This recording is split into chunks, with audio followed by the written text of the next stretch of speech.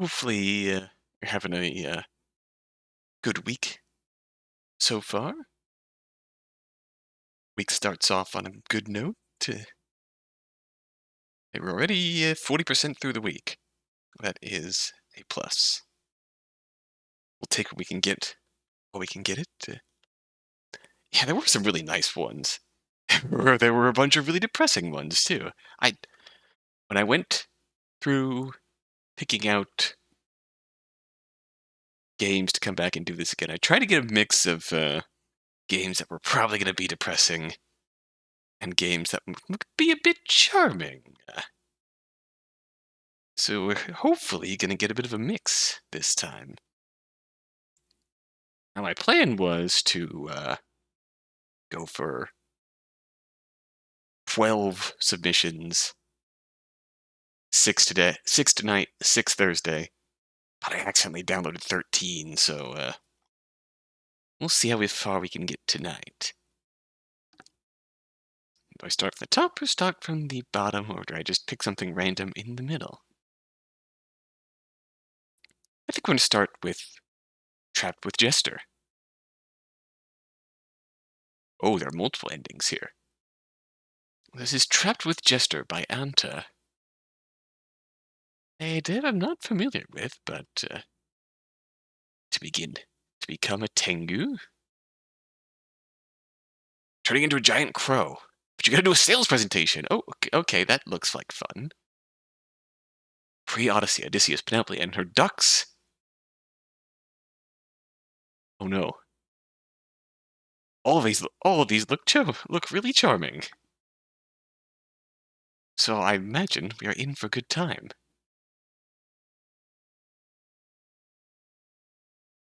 Antares 25. That is a really charming banner. Odysseus, Penelope, and her ducks. That looks charming on its own. Could be a lot better, could be a lot worse. So-so. Ah. Hopefully it picks up. Oh, Mainly Bad is Hero played this? I saw he played another one that's on my my downloaded list. We might see that one tonight. But they both look good. And it's got to be a good sign when he's picked up on it. And you know what? Good on him for playing some of these, because the O2A2, this format and this jam deserves love. Deserves the attention and the appreciation. It's really cool. It's like flash fiction in video game form. At any rate, Trapped with Jester by Anta. Your head aches, your memory is in shambles. You hear the clip-clop of a horse's careful steps. You feel shaking around you, and a pair of eyes watching you. Are awakened by a voice, an unfamiliar face. Who are you? Where are you? Why are you here? And why won't that annoying stranger shut up? Don't worry, it's not scary, I think. Wow, 6 endings, fully voice acted. I'm in. Let's do this. Tap the Jester. Fit to stay at a cult campground. Oh. A strange lady on TV. Hell yeah. Okay, that one is definitely on my list. There we go. Trapped with Jester. Setting. Sound. Alrighty.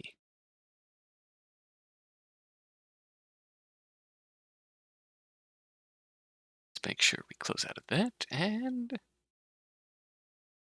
down to business. Trapped with Jester. Your head hurts. You feel cold. Your Highness, wakey wakey. Hello. Oh, I love this already. Someone in the comments says you look like Kana from Your Turn to Die, which I take offense to. Oh. That voice. You don't recognize it. The last thing you remember. Hey. Hey. Hey. Are you alive? Are you alive yet? What was your name again? Everything is a blur. Tell me if you're still dead. Come on. Don't keep me hanging. Kana would never. Agreed. Khan is a precious cinnamon roll who deserves protection. Meanwhile, it is time for clown-to-clown communication. Oh, you're up. Rise and shine, sleepyhead. Oh, that's animated mouths. I hope I didn't disturb ya. I love them. I love them already. Shame if I messed up your sweet slumber.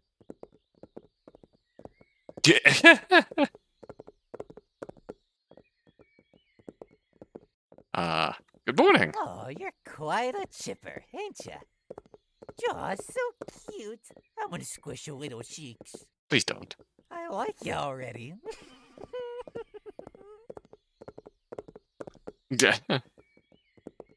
Friendship. Friendship? Friendship. I like you too. Oh gosh, you're so cute. Can I take you home? Well, this is advancing very quickly. Okay, sure. A human pet. How delightful. I have made a questionable decision. Never mind our contract then. He holds out his hand toward you. Shall we? I am making mistakes. I am making mistakes at a rapid pace. You realize that you have nowhere else to go. Thus you take his hand. You have no idea where this inhuman being will take you. So our relationship isn't that far yet. Also, hey, Manji, how's it going? But certainly anywhere is better than here, right? Ending 3. An obedient pet. We are quite obedient. We just gave right in and, yeah.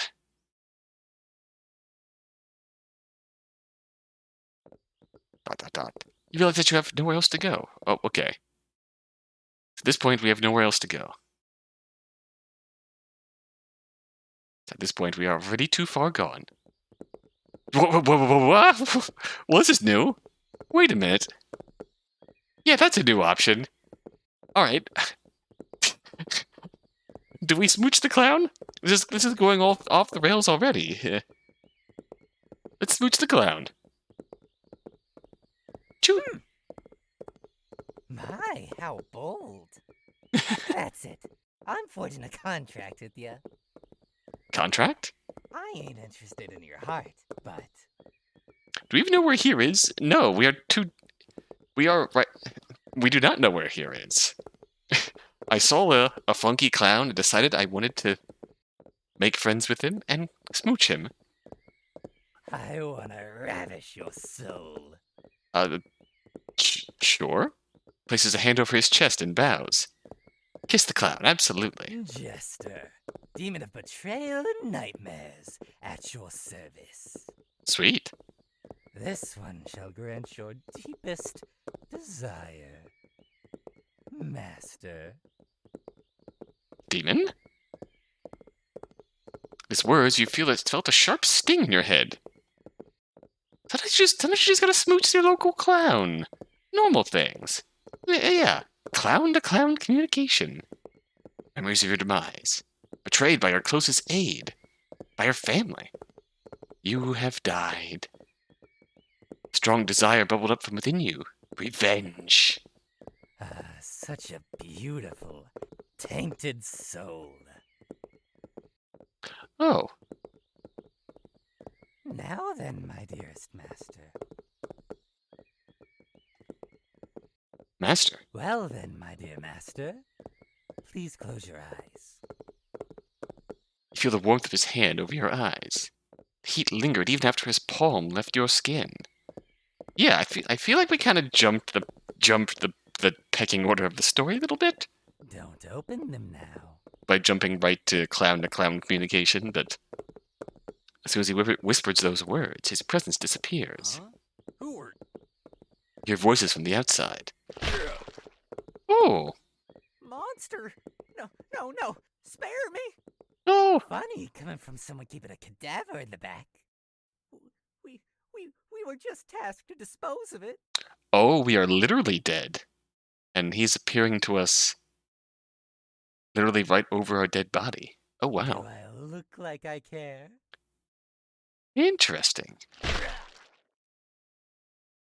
It's gotten quiet. Open your eyes, dearie. Oh? Oh, hell yeah. Hardcore.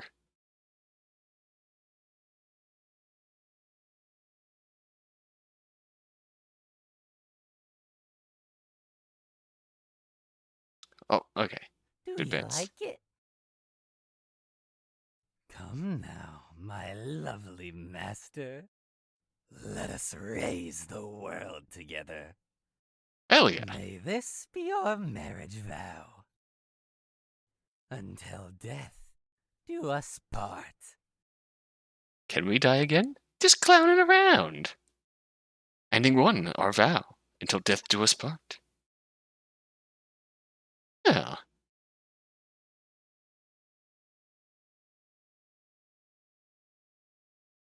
So we're halfway there. So, what if we don't call me that? Oh, how do you want me to address you then? Master. Dawn. I see. So it is. Well then, my dear, please close your eyes. Nothing like a little blood spilled among. Nothing like a little red wedding. Don't open them now. I don't think this is gonna change. Yeah, this is. Come now, my lovely. Let us raise the world together. Oh. May this be your marriage vow. Until death do us part. Until death do us part.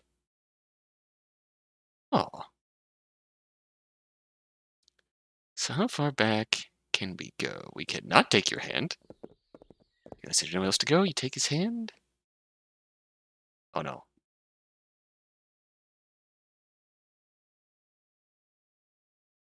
Let's see. We don't even know each other Oh yet. dear, you're right.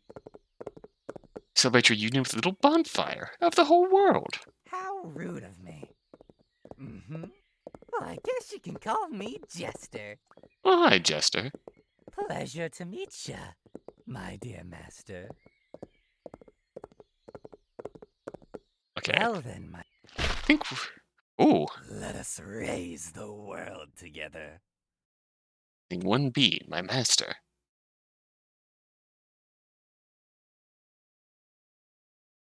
1B? So ending 1 appears to be the true ending, where we smooch the clown.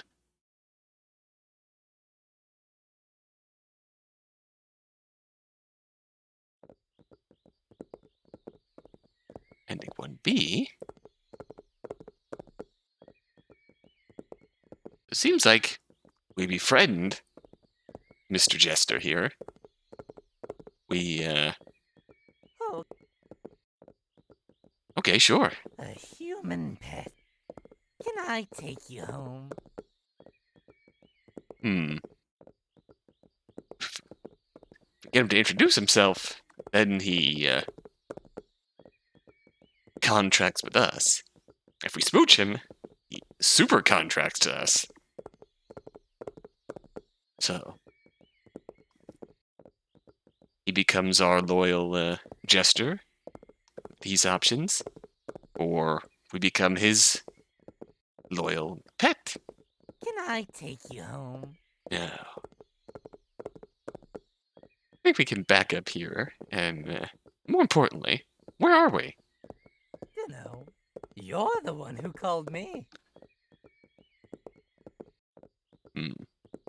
I feel like this will just put us back to... So we're on the same boat here? Yep. Such a nice boat. Let's keep the ship sailing. I don't get it. I don't understand a word you say. Huh? Am I speaking the wrong language? Hello? Konnichiwa. Kamusta? Annyeonghaseyo. Hola? Stop, I get it. Oh, how sweet of ya. I'm blushing. Eh? Why? Ooh, I got it. He totally ignores you. A human pet. Oh no. How delightful. Never mind our contract then. What? You're coming with me. Try to struggle, but he's far too strong. I'll take good care of you.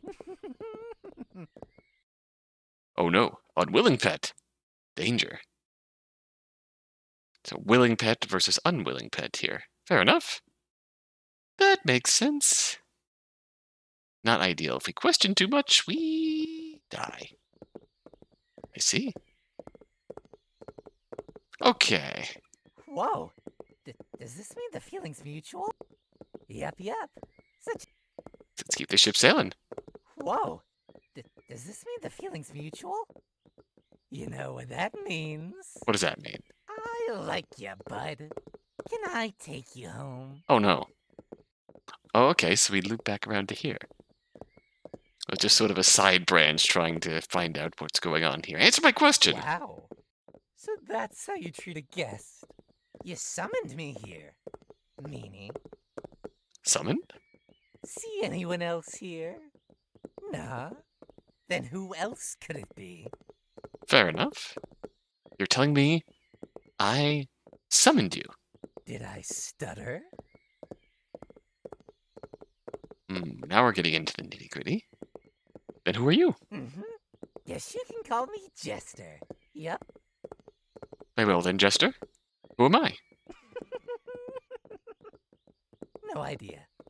You smelled so good, so I came a-buzzing like a hungry fly.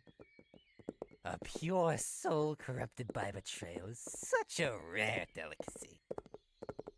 Oh, pure soul corrupted by betrayal.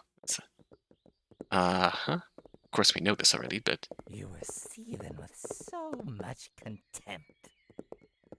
Guess I slurped in too much and took your memories along with it. Whoops. Rude. Who gave you permission to slurp at me? At his words you feel a sharp sting in your head. Memories of your demise. Betrayed by your closest aid. Okay, we're back down the revengeance route. You have died.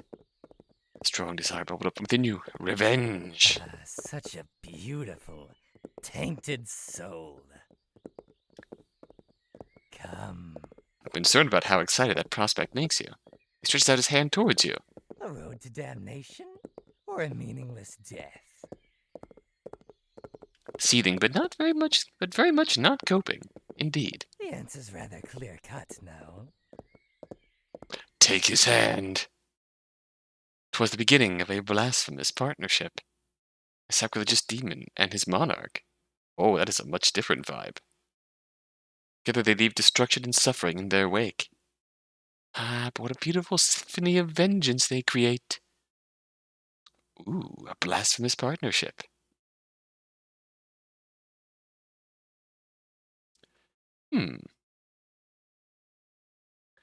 It seems like in this path, we got to the contract route without going the affection route. So we just purely got our memories back. And as such,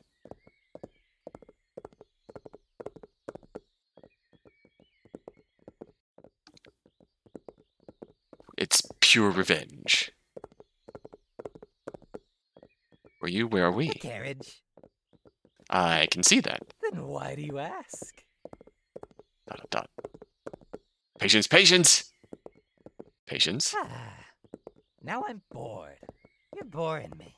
Should have known answering the summons of a prissy noble's gonna be a waste. You're on your own now. Oh. See ya. Don't want to catch your royal dullness. Before you can put another word in, your vision suddenly starts to go dark. You can't breathe. You can't hear. Why? What's happening? What's going on? There's no pain. But you know your life is slipping away. Just like that, you're gone. Ending 4. You're boring. Well, that's all our endings. I feel like there's still some more to get out of here. Patience! What happens if we smack? You smack his face. Hey, that hurt. Wowza. Actually, that felt good. Do that again. Please. Oh no. Might have awakened something unfortunate inside of him. Do it. Do it! You slap him with all your strength. Wowee! That felt so good. Clown bottom. Clown bottom. That's it. I'm forging a contract with you. Contract? I wanna ravish your soul. Jester, demon of betrayal and nightmares, at your service. This one shall grant your deepest desire. Master. Revenge. Demon. Oh, memory's coming back. Revenge. Such a beautiful, tainted soul. I don't think our relationship is close enough for these shenanigans, Jester. Yeah, things are moving forward a bit too quickly for my liking here, but he's a clown switch, I would submit. He is a clown switch, damn. You're right. Or a meaningless death. The answer's rather clear-cut now. Take his hand. This is ending too. The blasphemous partnership. Without the affection of it all. Which I think is the distinction between ending 1 and ending 2. So to speak. With the affection choices, so to speak. He ends up openly submitting to us. Where am I? Dunno. Okay, so that just kind of gets us back here. Will you shut up? Whoa! Someone woke up on the wrong side of the floor. You'll grow wrinkly and old and tired all the more quickly. You're always that kooky and crusty. Can't blame you when you've been sleeping on that very sad, cold, hard wood. Can't blame you indeed, huh? He's right. Why were you sleeping on the ground? Actually, you came out of a sack. Guess that's what you get for blind trust. Salt and sweet betrayal. What's he talking about? Oh well, once a fool, always a fool. He shrugs. Get mad. Get mad. Get mad. Who are you calling a fool? Hey, didn't say it was you. You implied it. Size. Now I'm bored. You're boring me. Should have known answering the summons of a prissy noble's gonna be a waste. You're on your own now. Oh no. See ya. Don't want to catch your royal dullness. Oh, it starts to go dark. You can't dare. You're dying. You died, Scoob.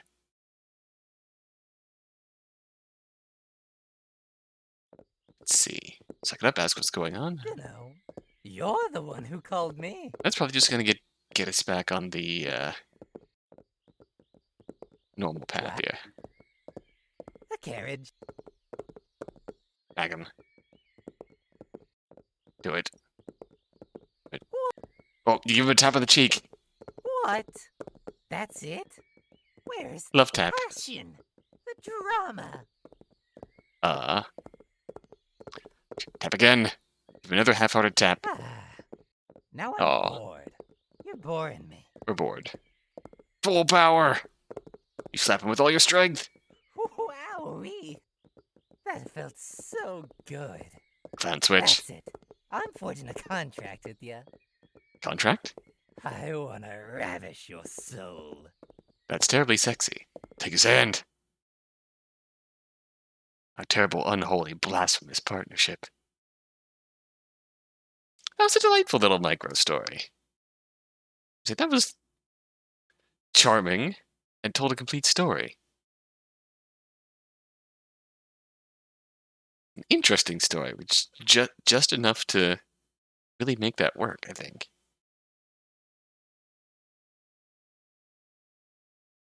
I was gonna say it's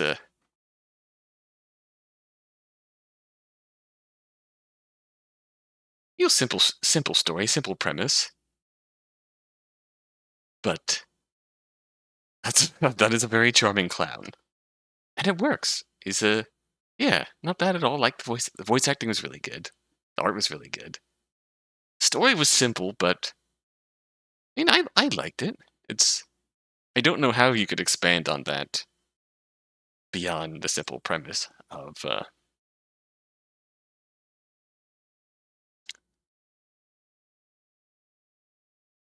you're dead in the back of a carriage. And I was gonna say, really, you probably couldn't expand on that, on the story and the premise,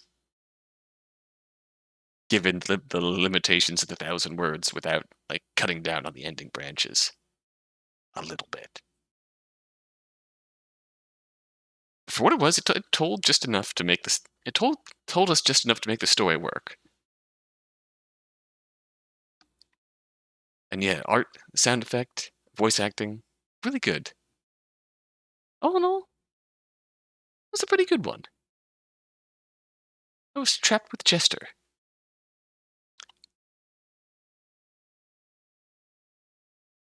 Yeah, it's like you almost couldn't expand the story too much without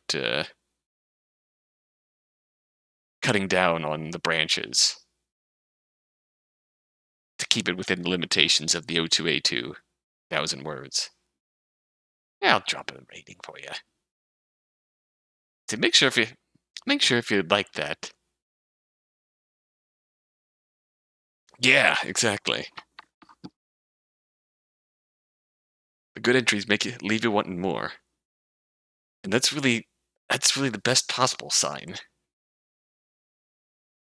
Like there's some cases that can tell a really satisfying story in 1,000 words, a complete satisfying story in 1,000 words, and there's some cases that just like a short story is a brief glimpse into a world. It's like flash fiction.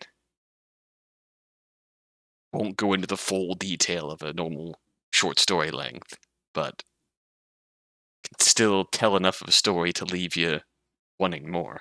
Yeah, it's not a bad thing, I think. It's not a bad thing in the slightest. It's a sign that you've got something really good on paper, I think.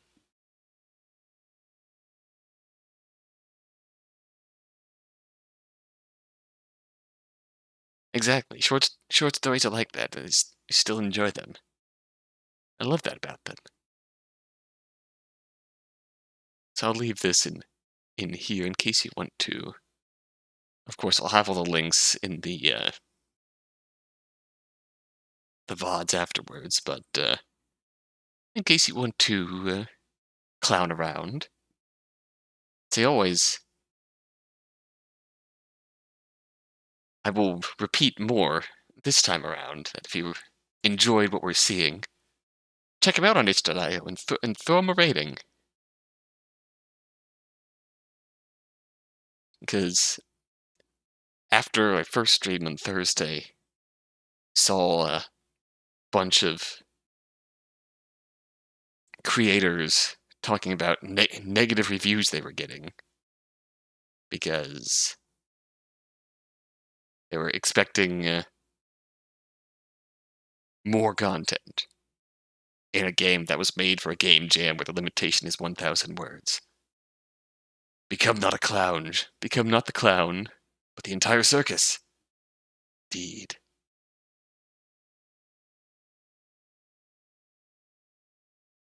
But yeah, so it's definitely want to make more of a push to make sure I'm rating all the games I'm playing, giving them that feedback that they deserve, because I absolutely love this format.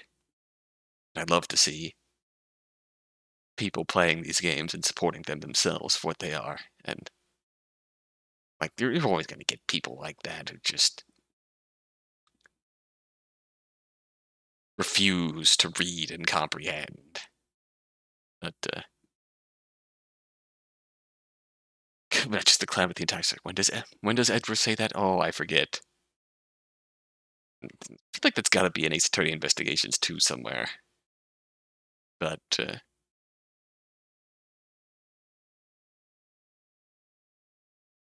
was it the circus case and Justice for All? Oh, that's another good choice.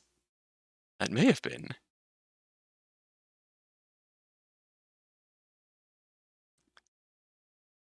Let's see, what should we do next?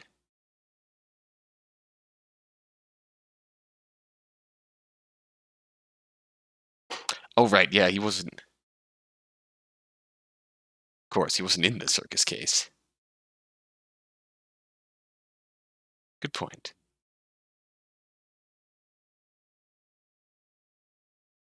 Very good point.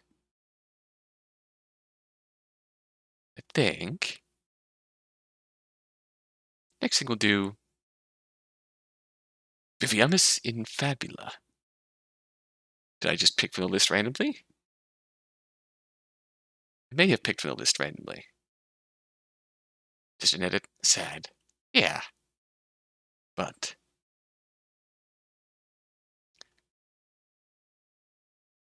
This is one that looked interesting. Vivamus in Fabula does live on as a story by Knight Asobu. I think it's a name I recognize too.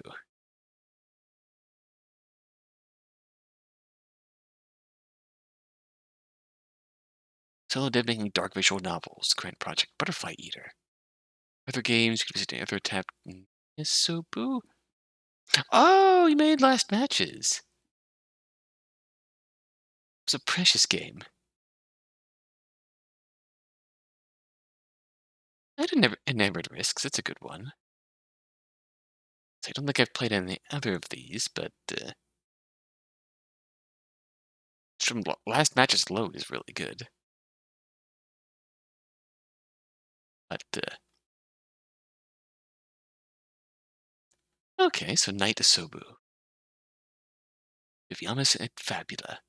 Be the last witness of a dying clan, just cursed to have their skin and flesh slowly fall off and decay, and decide, after listening to their story, what you want to do with the one responsible for this. Vivamus and Fabula is a short, dark fantasy visual novel around 1,000 words, including a bonfire, medieval Irish art, dying people, and relaxing music. The best of all worlds.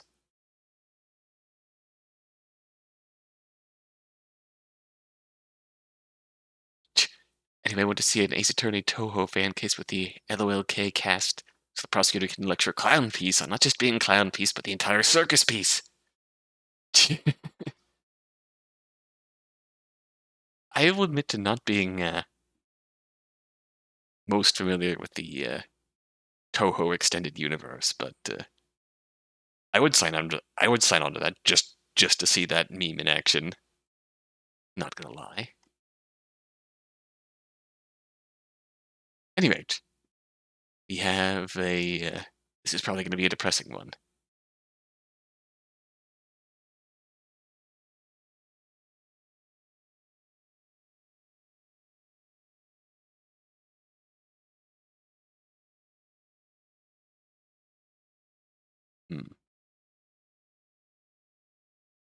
There's going to be music in this one eventually. So let's get to it. Oh, here's the music.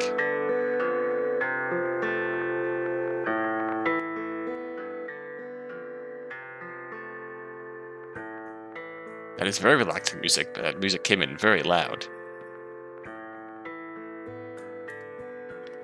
The guitarist in front of you plays a melancholic song. You and his clan around him listen in silence. In the distance you hear some of the clan's people coughing, whispering to each other to lay down. You sigh. As a story collector, you have traveled far to meet the cursed Amiri clan. You had heard many rumors of them. I like the aesthetic of this one. It's got a very storybook-like feel to it already. I think you just caught them at the end of their endurance to keep on living, despite being cursed. Might just be the only witness of their last day. You can't help but look with pity at the guitarist. He looks to be in his early 20s, his whole life ahead of him. The patches of fallen skin to tell a different story. You can see bits and pieces of his skull and flesh. Sometimes he frowns, clearly suppressing the pain he must be feeling. He's looking quite the worse for wear. But you can see him trying to smile at you despite it all. So you came to listen to our story. You nod. Virgil takes a deep breath. Then he looks into the distance. We lived in these lands for centuries. We passed down stories of our ancestors and always treasured our home. But of course, we're not the only ones here. Have you ever heard of a book curse? A book curse? Makers of a book will write down a curse into it, bringing harm to anyone damaging or stealing the book. My younger brother, knowing how much I was suffering from my illness, he stole it, a book from a magician of a rival clan. He thought he might be able to cure me with the knowledge inside. He must have been desperate. Virgil touches his own face. And this is the result. While he himself looks at a cup, you'd hear pained whimpers from it. From the cup? He is imprisoned in that cage cup. From the cup! Since then our clan voted every day. It always ended in a tie. Voted if we should destroy the cup. We have our laws. Someone bringing harm to others must be punished. But we're the same people who saw him grow up and know why he did it. And now our end is right before us. Is it going to come down to whether we want to destroy the cup or not? I have 2 things to ask of you.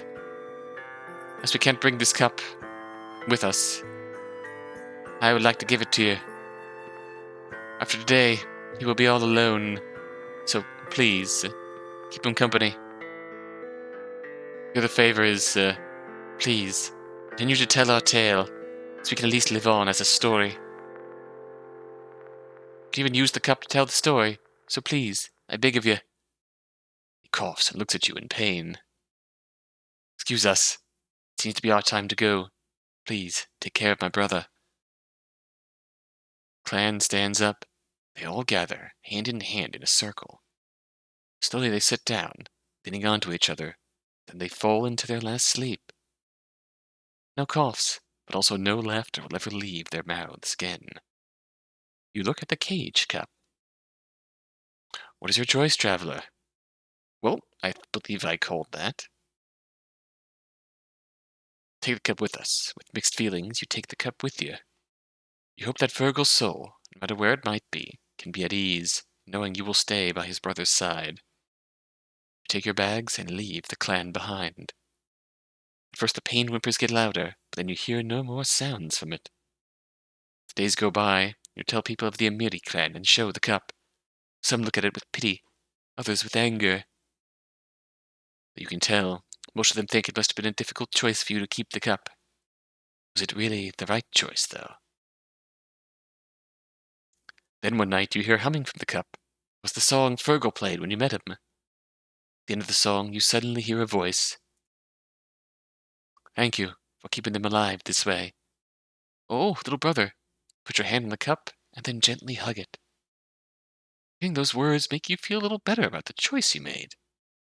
May your efforts keep the memory of the Amiri clan alive for a long, long time. Oh. Vivamus in Fabula. I don't much know Latin. I feel like this is Latin.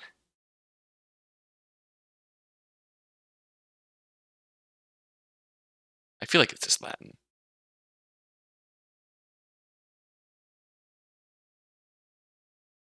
Oh, Vivamus in Fabula.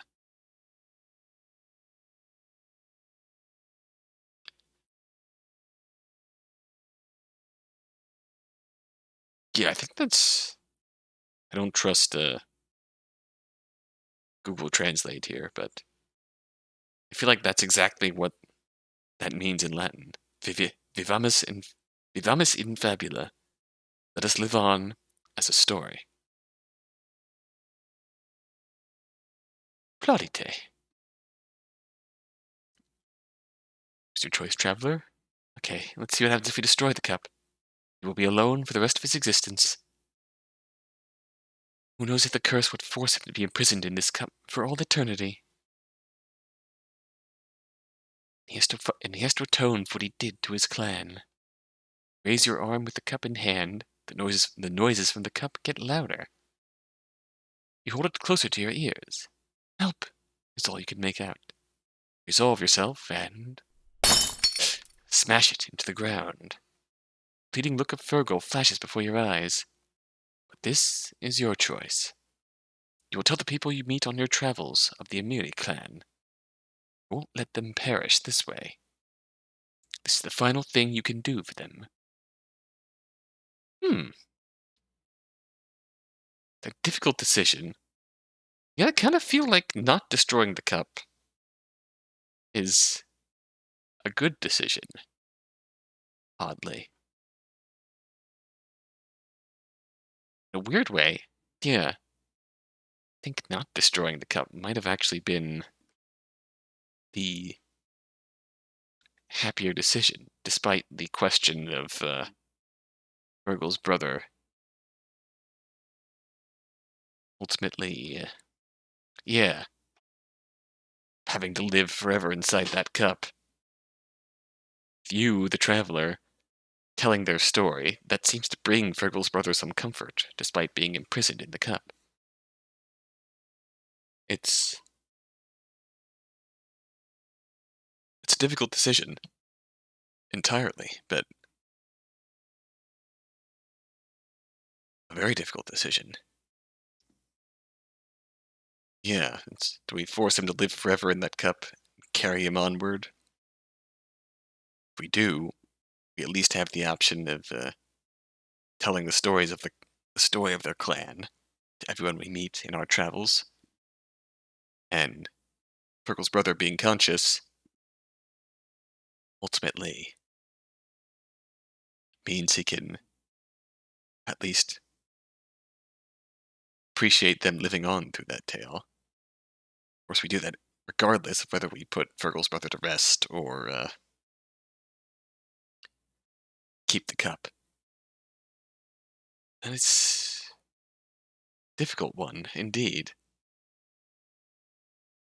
I really love the aesthetic of that one. The music, really was a story, old storybook-esque. Yeah. Sooner or later, it would probably have ended up destroyed one way or another. Don't know about being the one to destroy it.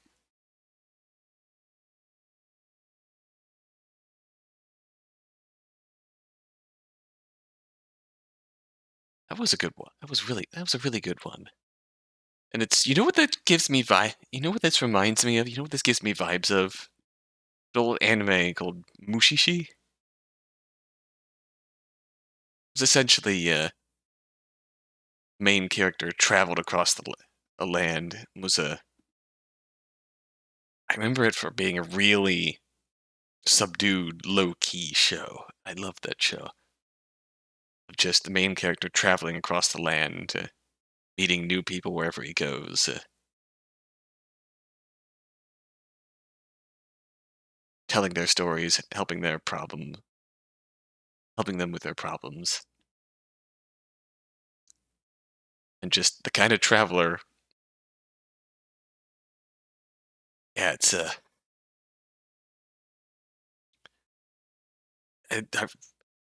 that's what I need to look up again one of these days to watch. It's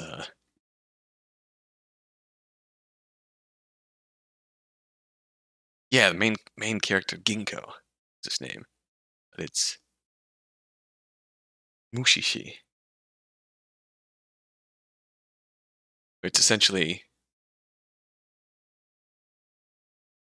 main character Ginkgo is a Mushishi who travels across the land researching supernatural beings and their just presence and influence on the everyday life of just the travelers, of just the people he meets in his travels. It just this had sort of the vibe of an episode of that show. Just ultimately a traveler encountering this clan who had a terrible, unfortunate story befall them, and ultimately there's not much to be done to resolve it other than just hear their story and pass it along. It is really interesting. It's God, missed that one, but okay, let's give this a rating. Probably come back and give them a proper review afterwards, but we'll follow them too. Vivamus in Fabula by Knight Asobu. Well, I can definitely see Fata Morgana vibes too.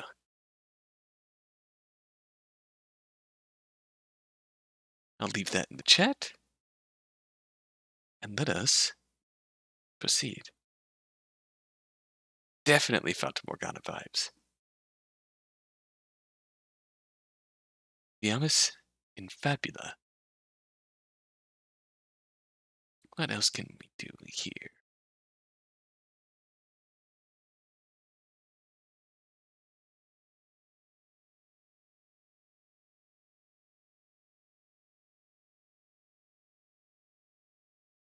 While we're in the depressing block here, we'll go into Nature's Lament by Heartmoor Studios.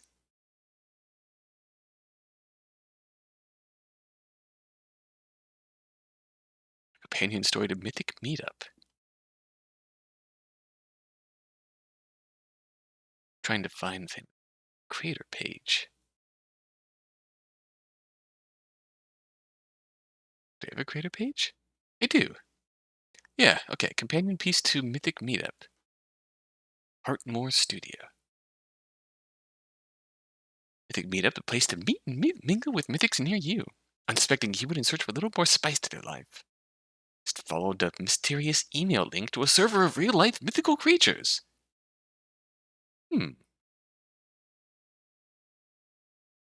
So this is a... Oh, hello.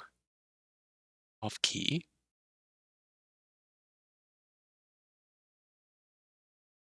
Ah. This looks charming. It's like a literal mystic messenger, but actually involving mystical elements to it.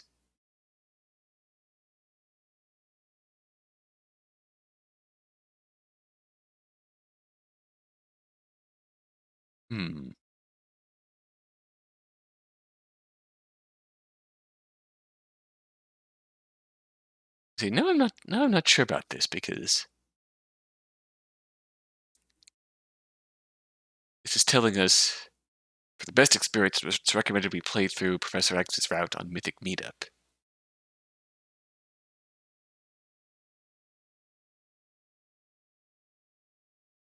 It does seem cute. I mean, we'll give it a shot. Not having played the companion game, but we'll give it a shot. I have a feeling it'll still be good without the context. But okay, so by Heartmoor Studios, Nature's Lament. I don't really know where to start either. Maybe with how I'm feeling. Any character study provides insight into Amelia Malice, also known as One with Nature. So, voice acted, mythical basis, she's a dryad. A young woman seeking atonement for betraying her friends, including X. Feeling alone and a little lost, she's trying to find a space she can heal in. Ah, so she's probably relevant in that respect to Mr. X in the main game. But okay. Abusive language, cursing, implied trauma. Seems like on the shorter side too, so... Creating an oasis for the wandering soul.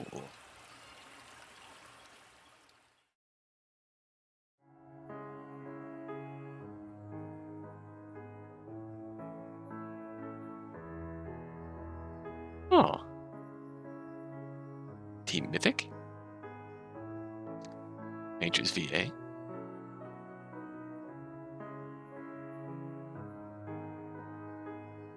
This is a pretty interface all its own. Music's quite nice.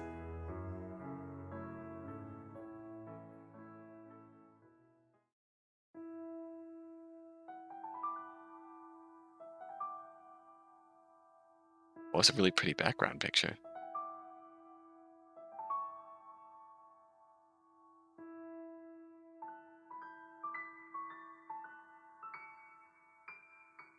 Can't he mind his own business? Of course not. Why does he have to interject his opinion into everything? Maybe he's right. Amelia pulls out her cell phone to check her messages. And Marnie's still not talking to me. Not that I'm surprised. Wouldn't talk to me either. What do I do? What can I do? There's so much noise in my head. I can barely think straight. Just need to. She searches through her bag, huffing in frustration.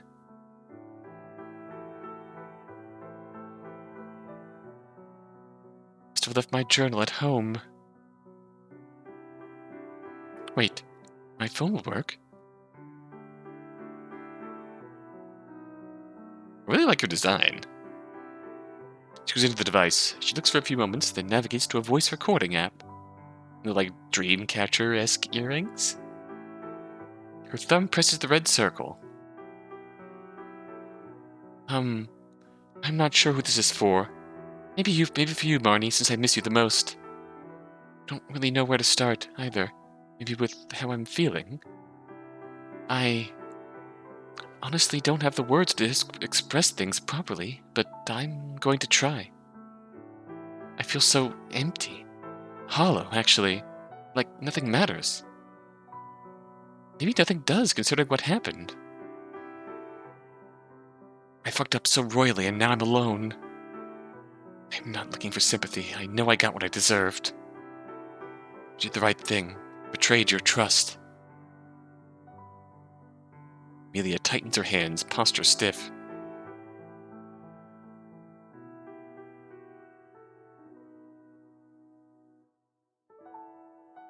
All just to get back at X.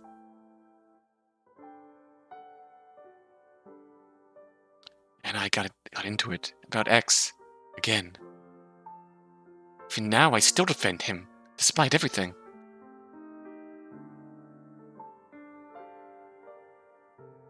Tried to blame him for making me nothing. Newsflash, I don't need anyone's help. I can do that all by myself. Like the soft purple and blues in the background in Sprite. Yeah, I know I'm a screw-up. Well aware, thanks. Neither of my parents thinks I'm responsible, and for once we're all in agreement. He said X ruined me, that he wrapped me up in lies and left me isolated. Surprised he even noticed how I felt. He's usually terrible at that kind of thing. It's true, I've never felt more alone in my life. There's just this pit in my core, like a woodpecker went to town. But it won't go away no matter what I do. The only one I can talk to is my phone. Myself, I guess, but that just makes me feel worse. It's like the sun's gone out and my blood's turned to ice. I don't even feel like a person anymore. Just a monster. World spinning, she goes in on herself, mirroring how small she feels. Tears silently slide down her cheeks. Yeah, absolutely. It's...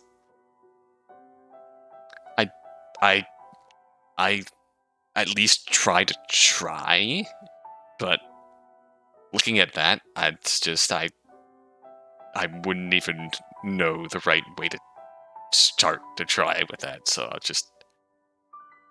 I've heard the word thrown around about mythics before, but I've never felt like one until now. A monster would do what I've done. Take advantage, hurt people, lash out. A monster could do that. There's one thing he was wrong about, though.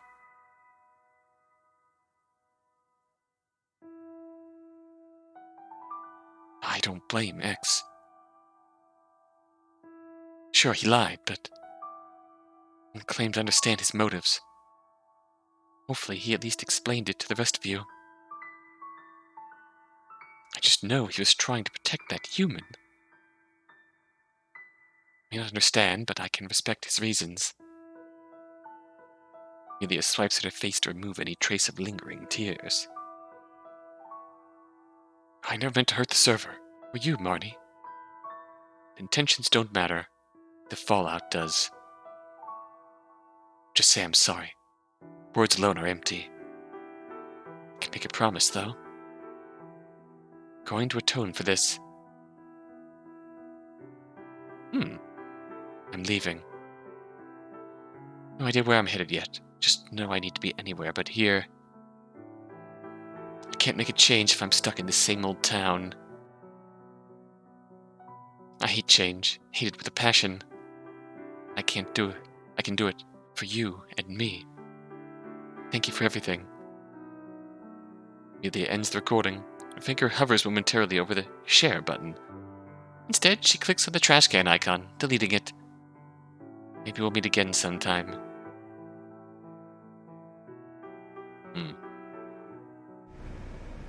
This is a train station, or bus station. I just realized that when I heard that sound effect. Yeah, that's a bus station. That is definitely a bus station.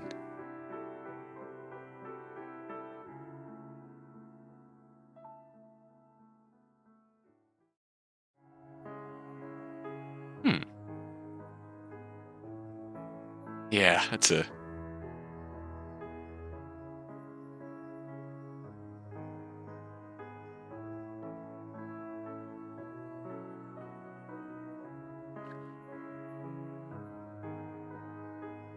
This is definitely a scene. It's definitely what it said on the tin. A side story, a companion piece to a much bigger story. But for what it was, I like that. That's a really emotional, introspective. Like, we can, not knowing anything about the main game. I didn't get any... Yeah, it's hard to appreciate the scene fully out of context. Like, we can definitely glean some things about the situation. We can glean some things about the context. Sound voices. Sound. Yeah, I did enjoy that. We can glean some things about what may have happened from the overall conversation from the scene in itself.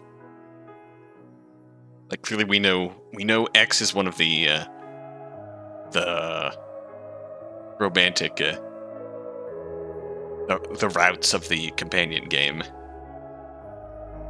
We know nature is clearly tied up with X in some way, and some other Greek named characters some way, and what to some degree is not a healthy relationship in the server. Something exploded. She lashed out and caused a scene, frayed tensions among the group in the server.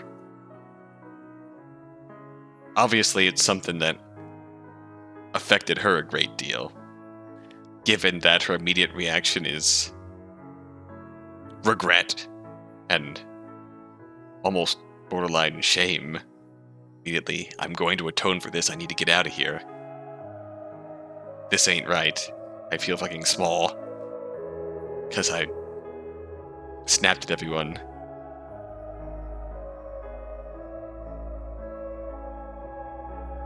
Like, we can glean. I think that's a fair assumption about the overall story. It's not a candle to what the actual context might be, but you know what? You're exactly right. It was very polished. See, I wonder what happened with the voice acting, because Nature's voice actor gets a credit, but there wasn't any in this game. Which is a bit of a shame, but regardless of that, it was still very polished. a very pleasant read. Very emotional. And enjoyable. I think. Still drop a rating. The one thing I will try and do, I'll leave this in the chat, and is there a... No, there's only one launch point. I wonder what happened with that.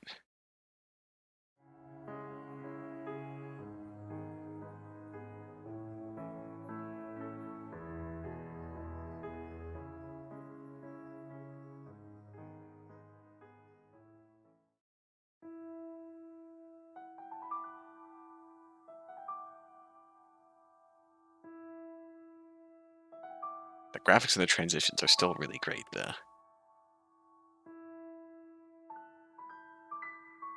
Just want to see if it's something...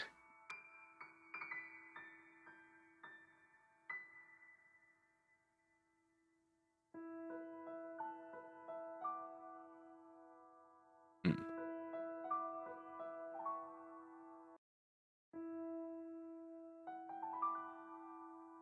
I don't know what happened about that. It's a bit of a shame, because I would have liked to hear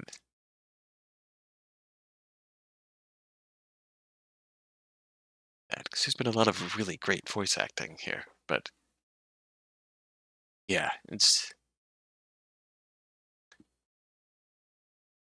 You can definitely get this sense here. And you know what? It does kind of... It's another one that makes you want to try out the main game. Yeah, why not? At least add it to the library.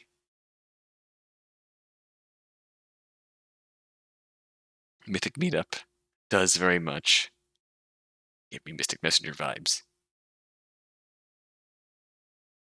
Quite a lot. So, Chat with Jester. He started out by smooching a clown. He had a bit of an emotional, sobering tale. And another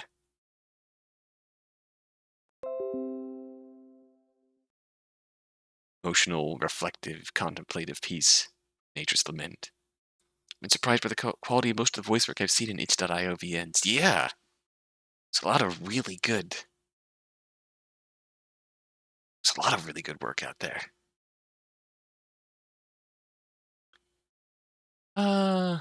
Bittersweet. Do we make tonight's theme about bittersweet symphonies? Could do, yeah, I think we'll do Excello next. Excello by MintGlow. Oh, MintGlow. Work hard.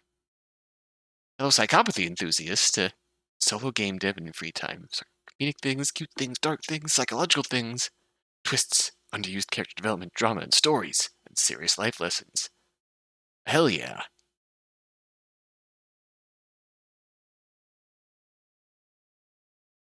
Hell yeah, that is meeting all of my standards. Sweetie, sweet and sweets. Sweetie, sweetly sweet and sweets. Sweet, sweet, sweet, sweet. Inspiration dump. A very good dose of inspiration there.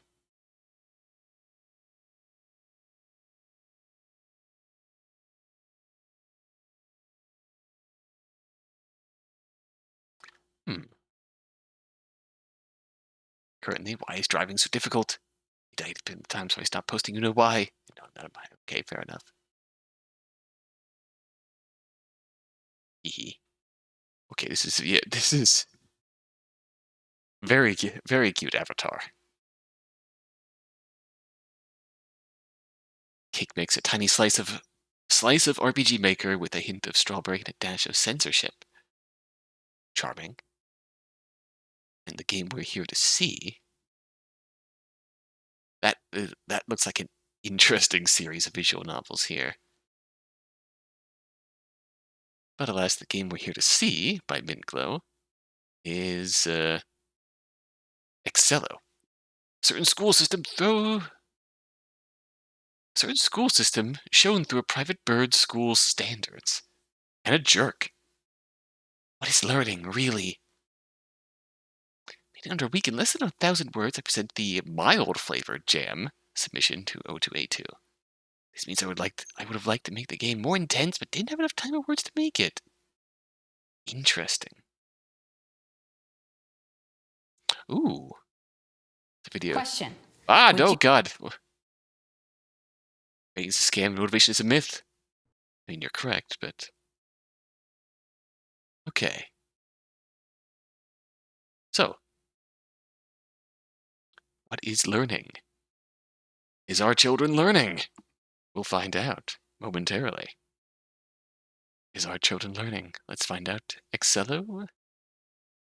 Excello. Shoot. Oh, shoot. Get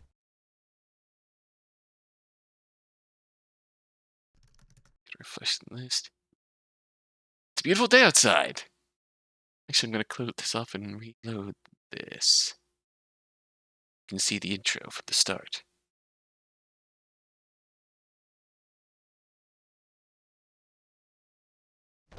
MintGlow. Yeah, that's a cute logo here. It's a beautiful day outside. Birds are singing. Flowers are blooming. Oh, you cheeky. Days like these, kids like you should be sitting inside taking the test. Ah.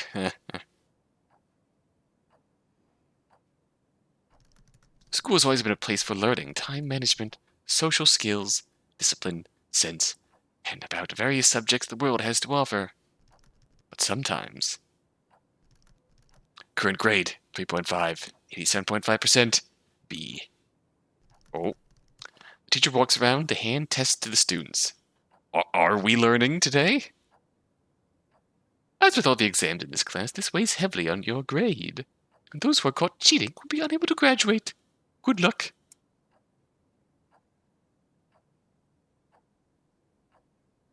Oh, hello, Fritz. I like this. Sick for a week prior, Fritz was unable to properly study for the test. Perfect timing, Manji. I was just thinking about that. Thank you for the hydrate.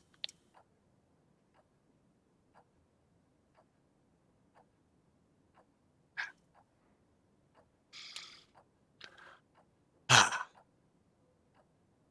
Fritz is suffering. Poor bird. There was another time I could take this either. This isn't fair. I had the bird flu. I can't do anything about that now, can I? If I get any less than a 3.6 in any of my classes, I'll be able to graduate by this private school standards. So, test as intended. I mean, that's our only choice in the matter. So we can wiggle our way out of this, unless this is meant to be a multiple playthrough thing. Nice interface, yeah. That is a very nice font. I wonder what font this is. Seems to be our only decision here. I should be honest with what I know. A day later, Fritz went to look at his new grade. New grade, 3.1%, 77.5. 3.1, 77.5%, C+. Well, shit. On the bright side, I learned what the test was looking for. I wonder about that. I'll just have to do well in the next exam. Well, for studying, but I wish it was useful or something that I cared about. And there is the dilemma in a school system. Like filing taxes, since I'm rich, you know.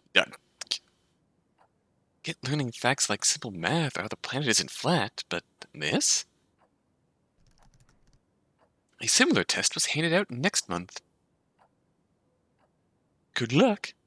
Same format. Though stuff was going on at home, I was able to study for this one. Read the topic of non-interest.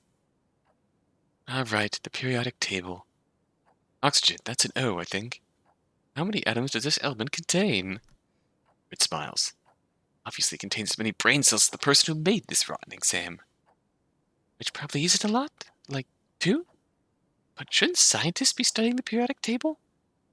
For heaven's sake, I'm not gonna be a scientist. Damn it, Jim, I'm a rich boy, not a scientist. He heavily sighed. Bird Kid next to him was busy writing all the answers. Under his breath, Fritz sneered at her. Nerd! Handless smartass. Bird Kid. She'll probably get another A. How pleasant for her. Wish I had a better score for my current grade.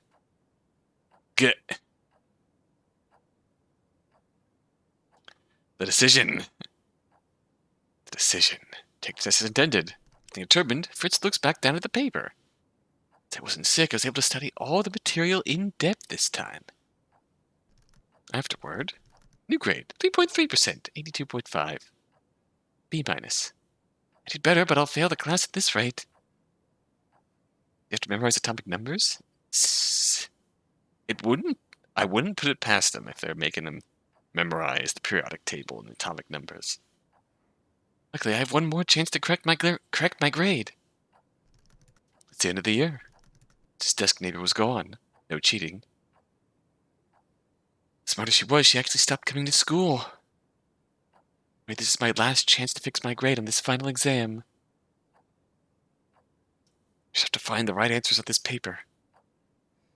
Oh, okay. Cheat. Takes intended. Gonna be legitimate. Fritz twirled his pencil. Like last time, I mostly studied for the test. There's a good chance I'll do better.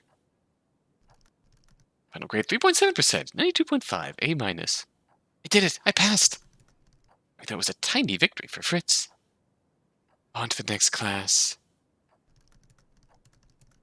Sometimes it's no longer about what is studied, but about the score that's received. Such is the message in the end, ending 1 of 3 by the system's standards. Yeah, it's a monumental failing of our education system, whereupon they value the metrics and the numbers that you're achieving, and not the material. Invariably be given a copy for exams in my experience. Yeah, you make a good point there. It might be a bit of a rough example, but I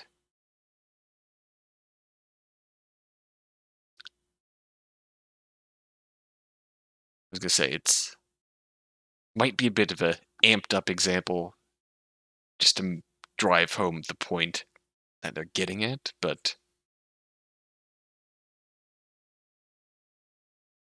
I think the message driven home here is still meaningful. At some point, you're not studying. You're not at some point in this system where the numbers matter more than the material. You're no longer studying to learn the material. You're studying to get the high numbers. So what are we even doing? So singing, flowers are blooming. These kids like you. Taking the test. First case, we're taking the test as intended. And it's a 3.1. Well, alright. Round 2. Let's use Morse code. Let's tap the desk with the back of his pencil. Silence. Pathetic. These idiots don't even know Morse code. I have to do well on these tests. My entire diploma is on the line. Fritz notices the smartass finish and give her paper to the teacher. Comes back and starts reading a book. Oh, maybe I can ask her for help. Sneak, sneak, Fritz whispered to her. Psst. That was a clever callback. Hey. You. Can you help me with this? Apologies for throwing those rocks at you on the purpose the other day. Kid pretended to not notice anything. Honestly, fair on her. Fair on her if you were really throwing rocks at her, Fritz. A nerve. No one likes you anyway. In that case, I must resort to other methods. Take this as intended or cheat. We can take this as intended, see if it changes anything. Minus, okay. As wrong as she was, she actually stopped coming to school. So I feel a little bad throwing those rocks at her. She almost always failed our physical education classes, which kept bringing her overall grade down. That make her any less intelligent? Fair point. So, we're gonna cheat like a dog. Fritz adjusted his clothing as he normally did every few minutes. This time, however, he had a trick literally up his sleeve. Good thing I wrote out the answers on the inside of my sleeve this morning. Uh-oh. Be an idiot and continue cheating? So stop, then continue cheating. Fritz pretended to get back to his honest work. Does that really happen in the U.S.? Having the answers up your sleeve, or people throwing rocks at people? Once he was sure the teacher walked away. Time's up. No, the time limit! Fritz scrambled to get the last two answers in, but ultimately handed his test to the front. Same and final grade. 3.3, 82.5, B minus. Failure. Any other chances? Phys ed results are counted as part of your overall results? Yeah. Yeah. It's been some time, but I was gonna say, yeah, it is certainly wild. It's often quite subjective, and I guess it really depends on, I guess, the school and how they handle those physical education classes. Some people will give you a grade based on effort. Some people actually have, like, days where you'll sit down and learn about the history of volleyball and then take a test on that. And, like, 3 of those tests, I think one of my experiences with phys ed in high school was they had a mix of just playing, doing sports ball and physical education stuff, and doing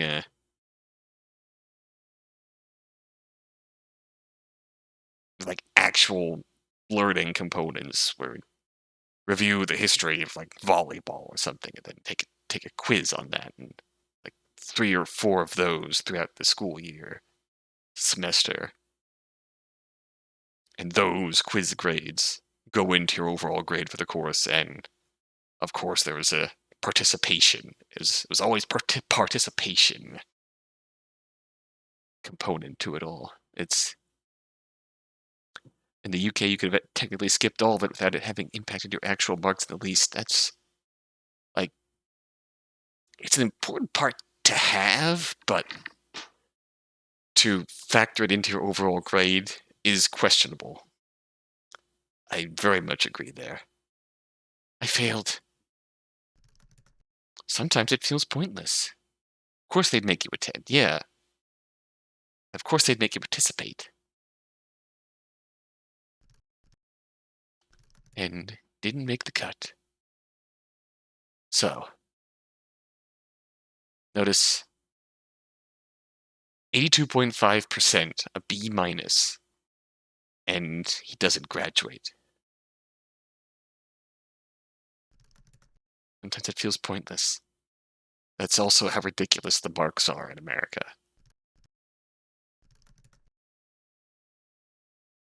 The grading scale is absurdly high. Expectations are absurdly high. Like,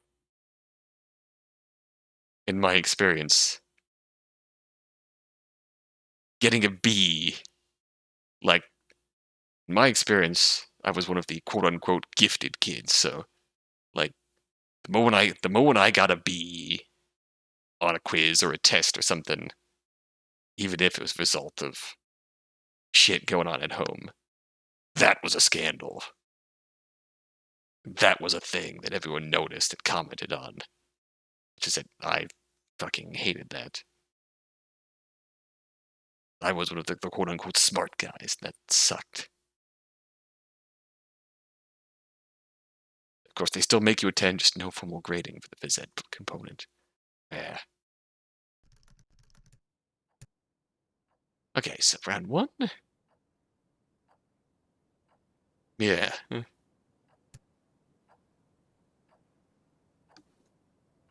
Okay, cheat time. Fitz adjusted his clothing. Minutes. Yeah, he's got the trick up his sleeve. Okay, so this is round one, so why don't we stop and then continue cheating? Trying to get back to his honest work. Walked away. Time's up. At the time limit. 3.1. Fitz sighed. Didn't move, but I have one more shot. Apparently, I can only recover if I get 100% on the next test. Oh, wow. The year. Gift paper was gone. I need 100%. Gonna cheat.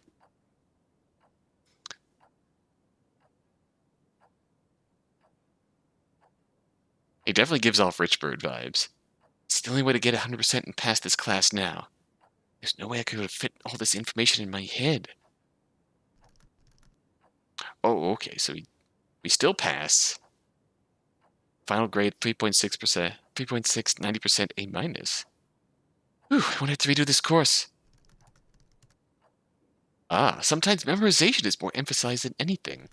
It's no longer about what is studied, but about the score that is received. Is ending 1 again?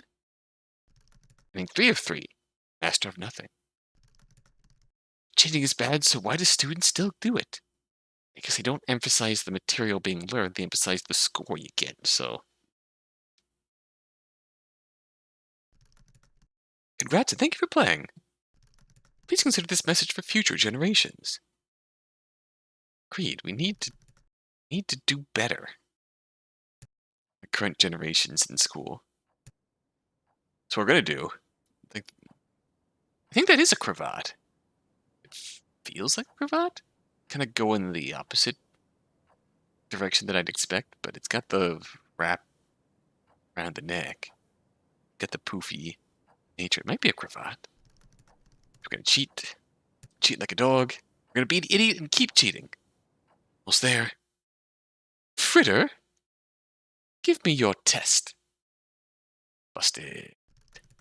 Teacher rips it apart in front of him.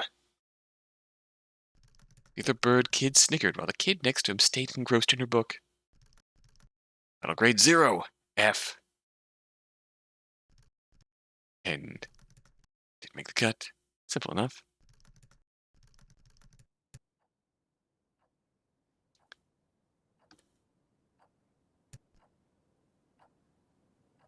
So ultimately, stop continue. In the final instance, it's the only way to get 100 past the class now.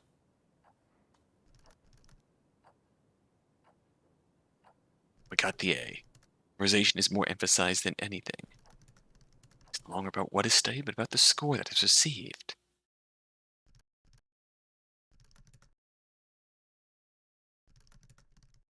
Cheating is bad, so why do students still do it? Oh.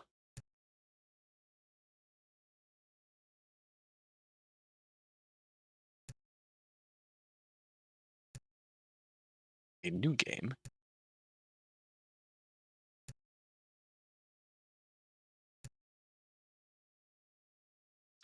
It's like they also like the use of monochrome colors. Yeah, that's. I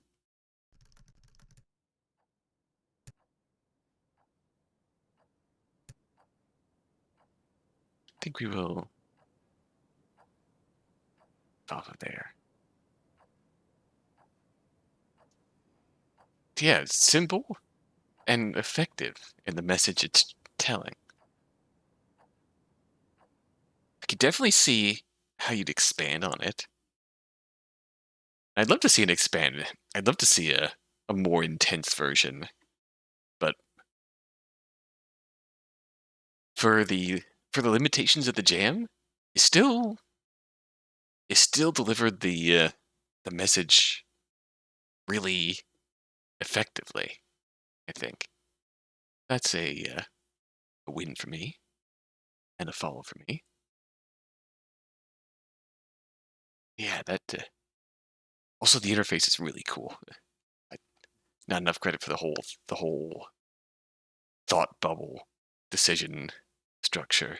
Yeah, great way of representing the stultifying and monotonous nature of the classroom. Indeed, and just the gamification of school and grades. It's about meeting a number mark and not about actually learning the material anymore. I feel like gradual decline ever since fucking No Child Left Behind. Where they just decided to give everyone an arbitrary number mark, and that makes us decide. Give everyone an arbitrary number mark. Force everyone to study to meet that arbitrary number mark. And then that arbitrarily decides who is lagging behind and who needs shoved through that hole. And they tied fucking school funding to that shit, and that only made things worse, because that only incentivized people forcing everyone through the old standardized testing hole and just actually get their funding, and that's just a whole gradual, disgusting spiral of ruining school for generations to come. And that's not even getting into the shit that fucking people are trying to do with schools these days. And just how much worse it has to be to attend school in this day and age, just with the fear.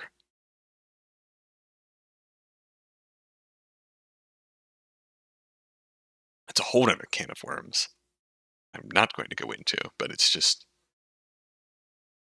terrifying and sad that people have to take drills for active shooters and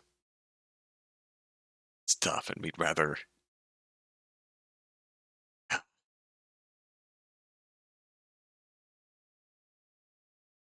Fucking depressing. Deserve to do better. Our kids deserve fucking better than we're giving them, and failing them monumentally on so many levels. And we don't. People in charge of this fucking country don't see that, and it's. Yeah, it's exactly, yeah, it's most of them, and a lot of Democrats, a lot of them are far more similar in views than they're willing to admit. It's all about that divide now. But really, large majority across the board, across party lines, they're all bound together by fucking money. Exactly. It's. Don't want public schools to exist. Everything's about what can you. It's all about the fucking money.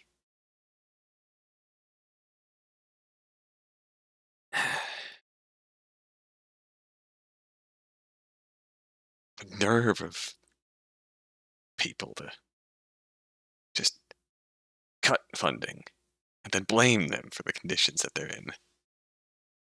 Use an excuse to suffocate them further. We should be paying our teachers more. We should be funding our schools more. The fucking. All the fucking depressing stories of people refuse to let good Samaritans come in and pay off school lunch debt. School lunch debt. That's.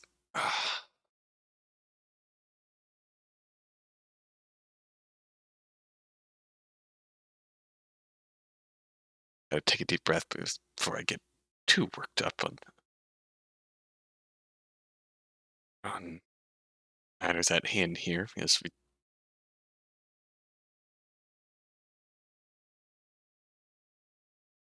We should be keeping our kids safe. They should be safe when they go to school. They should be able to encouraged to learn and grow and not have to fucking cram words in their head to achieve an arbitrary fucking number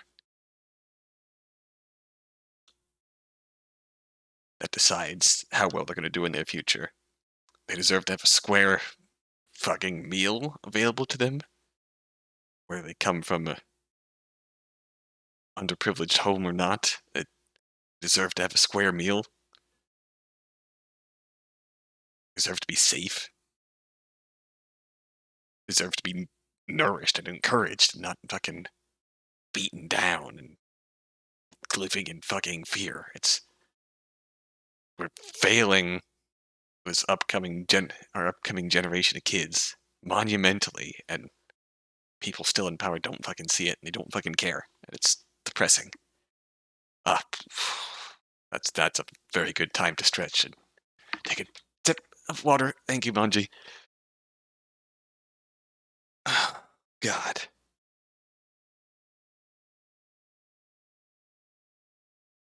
Ugh. Rant over. Let's play something happier. Let's play something hopefully happier.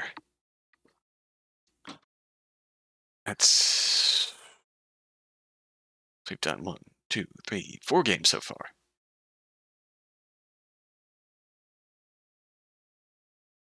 Let's play this one. My Favorite Guard by Appel.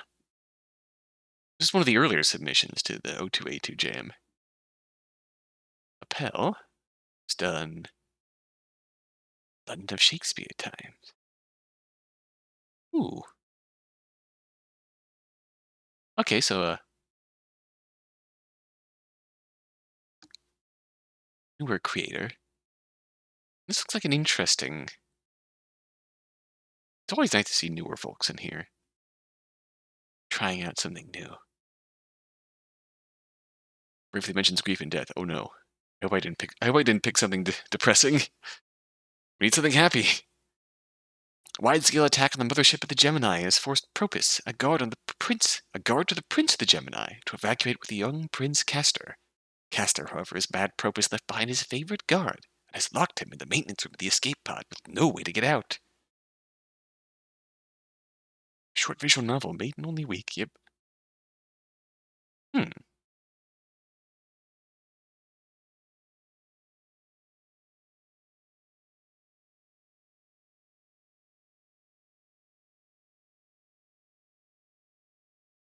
So we have Propus, a guard to the prince.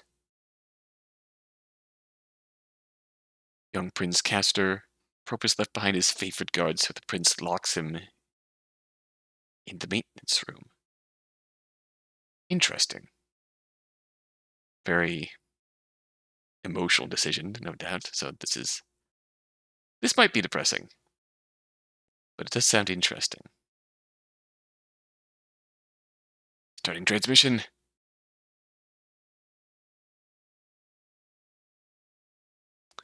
Please open the door.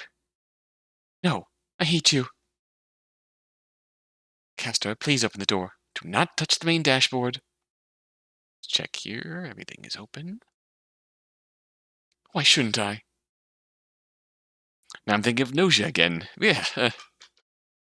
You left behind Fomalhaut. He was my favorite guard. Those people could be shooting at him. He could be dead. I didn't get a choice in pulling him with me. Yes, you did.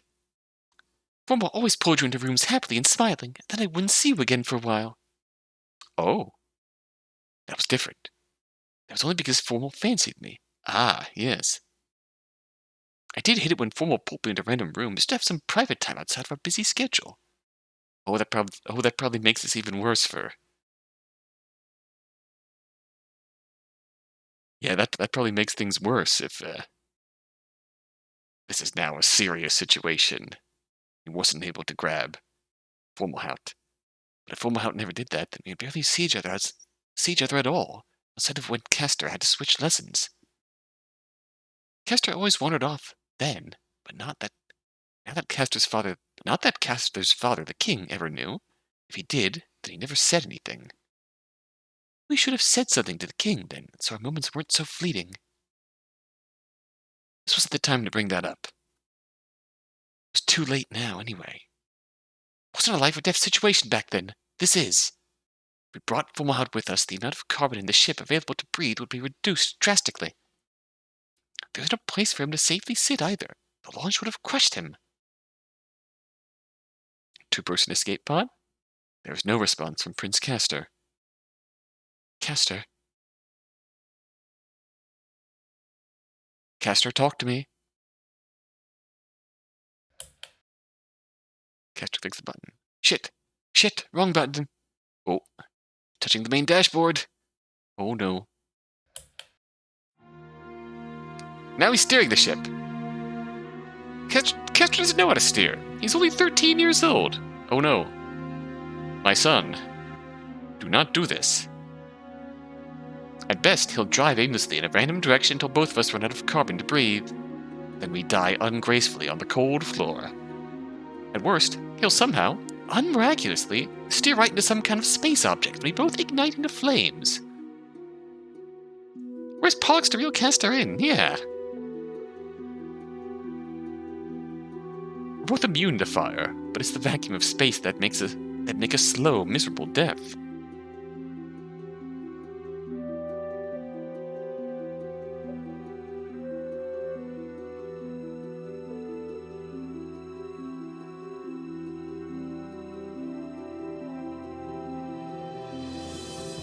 I have to stop him.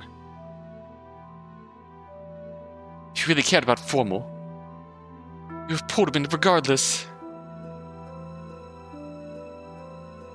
He didn't listen to a word I said. Castor? Bro. Shut up. It's all your fault.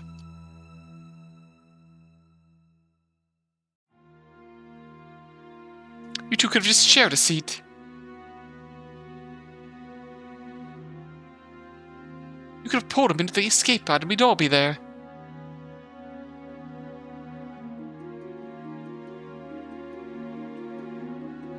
He's dead because of you. No one can walk me around the mothership now.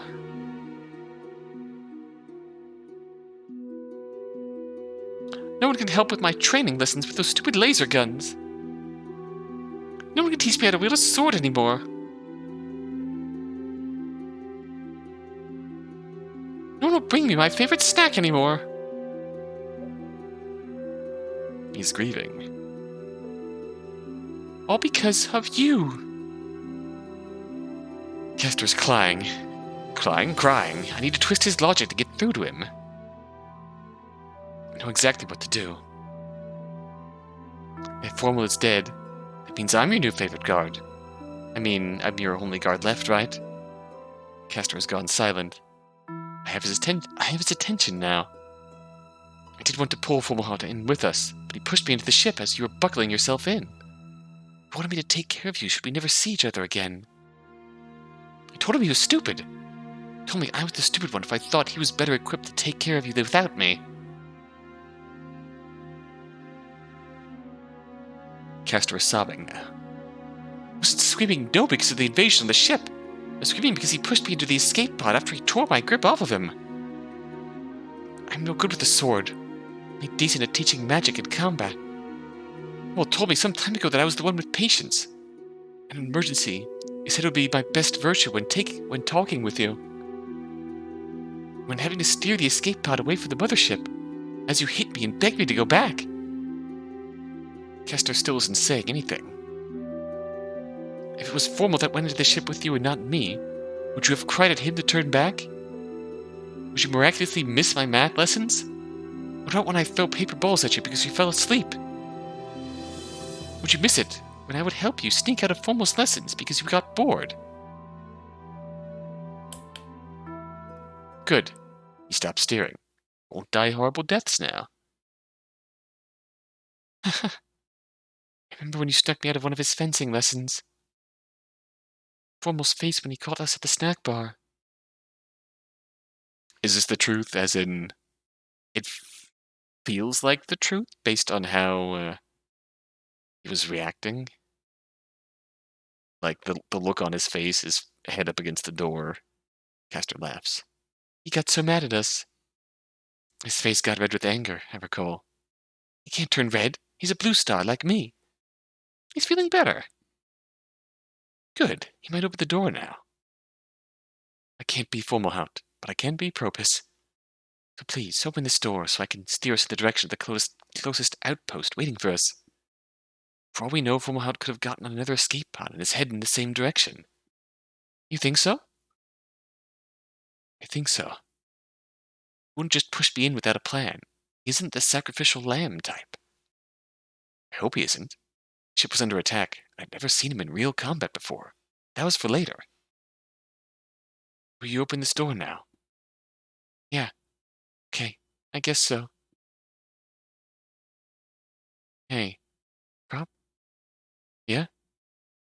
You can't be my favorite guard. Oh yeah? Why not? That's Formal's title. What's mine then? Second favorite? My favorite, second guard. Ending transmission. Ooh, just close us out here. Oh, that was cute.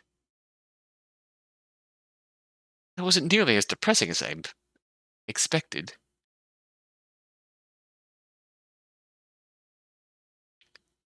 I was going to say, I think we see Formal and Propus and Castor here in the header card for this. You see here, adroitly handled. Very well said.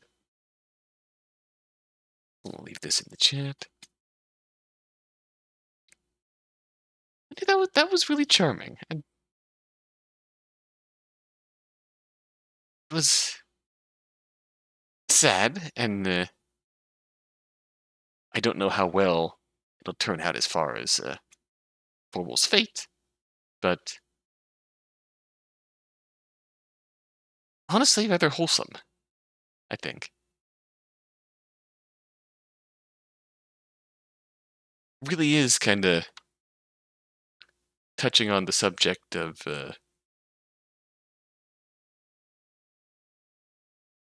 dealing with grief to small children, so to speak. In that vein, yeah, briefly mentions grief and death. In that vein, I think it handled that quite well. Sort of it makes sense. The prince, the kid is 13. He's too young for this shit. Being caught in a war, destroying his ship, his very livelihood, being evacuated by his two guards, his two closest companions, guards, protectors. One getting in the ship with him, the other one essentially leaving himself behind, knowing he can't come along in the two-person escape pod. And Castor, understandably, losing his shit and panicking, fucking terrified, trying to go back for him. Not one to leave him behind because his two closest companions, favorite guards. And naturally, when Propus refuses to go back, Castor blames him for leaving Rommel behind. So in the end, this experience was really all about just working through that and taking a deep breath, calming down, and trying to move forward. It was really quite touching. Quite sweet, I think. Indeed.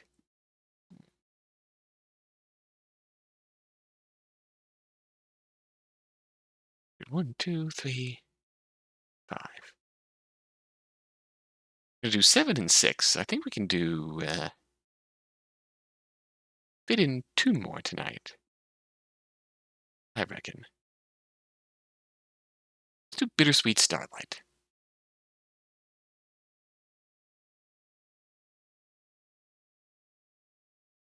By FoxySquid Games. A lovely looking boy. Oh, following. Don't have a link here. We will check out FoxySquid Games. Okay, so your first game. FoxySquid Games, a two-person team consisting of squid colas and fox pancakes. Friends that make visual novels together sometimes. Oh. It's a foxy squid.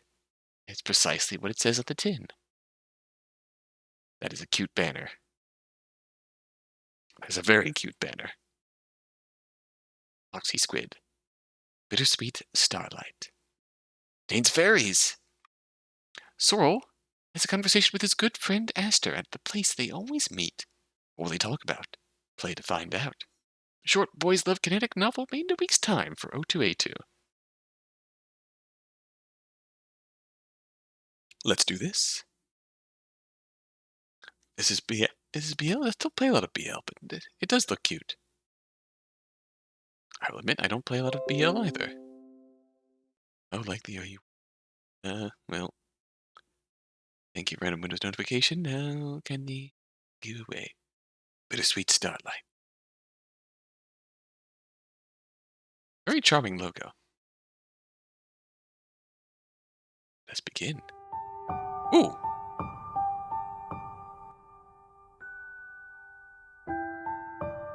It's still a bit loud.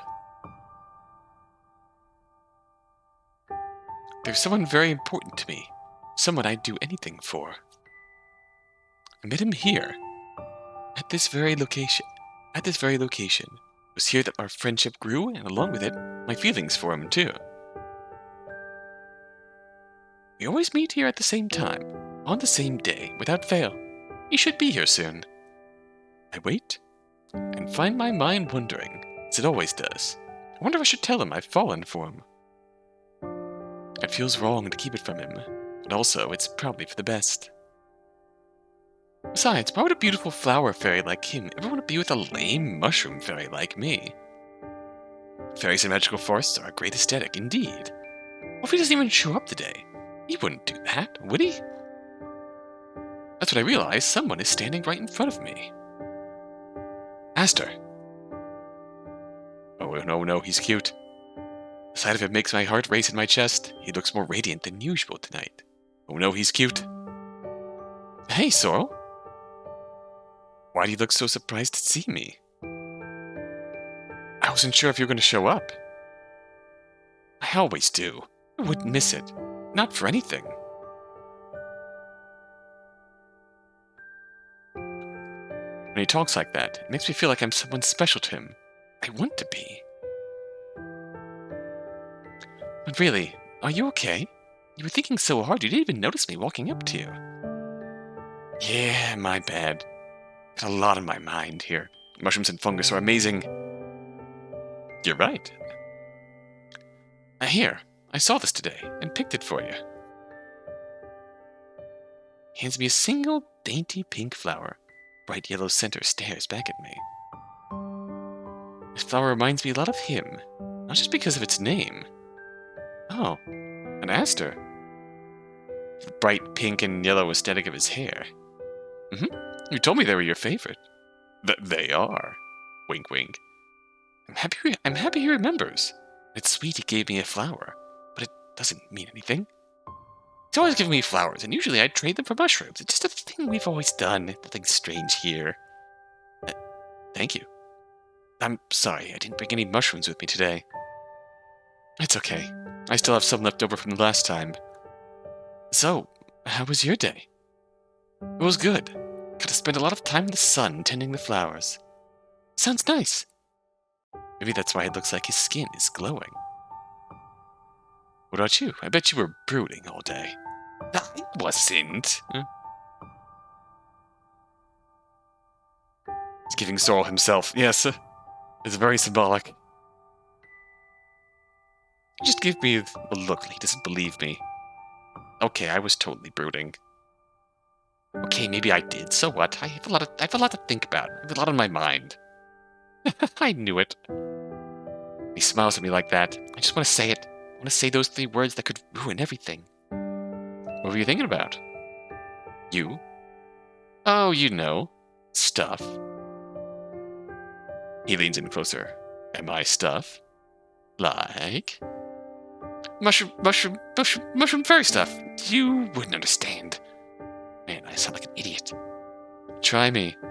Oh, I want to. I just want to change the topic. I don't want to bore you. Let's talk about you instead. Did something happen today? How could you tell? I had a feeling, and you're in a very good mood tonight. I can't hide it from you, so I may as well tell you. Sorrel, I think I'm in love. I knew it. Even so, my heart sinks at the sound of those words. That's why I can't seem to stop smiling.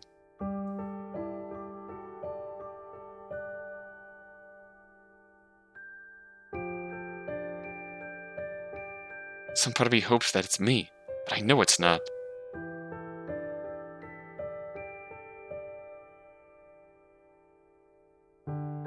This isn't the first time he's told me about one of his loves, and I doubt it'll be the last.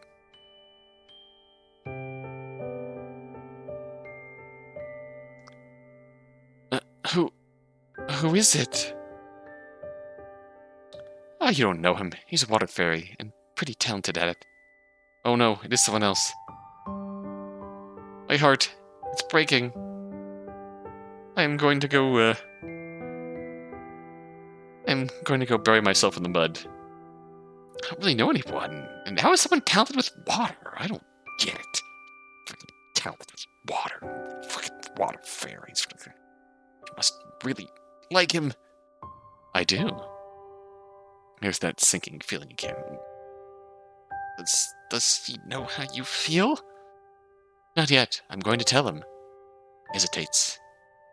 Do you think I should? No, don't tell him. Unrequited love. Stay here with me. We don't need anyone else. That's what I want to say, but I can't. That'd be selfish. Of course, if it makes you happy. I try to smile, though on the inside I'm hurting. This definitely feels like it's going down that route. Then I'll do it tomorrow. I'm so nervous just thinking about it. Don't be. I'm sure everything will be fine. But what if he doesn't feel the same? If he doesn't, then he's an idiot. That's a bit harsh. I think my feelings just kind of came pouring out there. Just tell him the truth. Any guy who doesn't take up the chance to be with you is clueless. Like me, I'm clueless. I don't know about that. I'm not that great. You're amazing, Aster. You're kind-hearted and honest. I mentioned beautiful, inside and out. You're right. Sorrel. I shouldn't have said that. I went too far. Oh no. I'm gonna bury my head in the mud. Maybe I said too much. No, you didn't. You've just never called me beautiful before. There's a first time for everything, I guess. So, do you know what you're going to say to him tomorrow? Kinda. It sounds corny, but I think my heart will know what to say once I see him. It is corny, and it's so like you. Hey, it's rude to tease your elders, you know? I'm just saying what you said. Yeah, but you're not supposed to agree with me. Well, that's how you really feel, Sorrel. Do it. Do it. We both laugh. Alright then, it's not corny. It's romantic, and he's one lucky guy. Let's hope he thinks so. If he doesn't, then he's an idiot. Anyway, I better get going. Oh no. Thank you so much for everything, Sorrel. That's gotta be why this is called Bittersweet. Starlight. Anytime.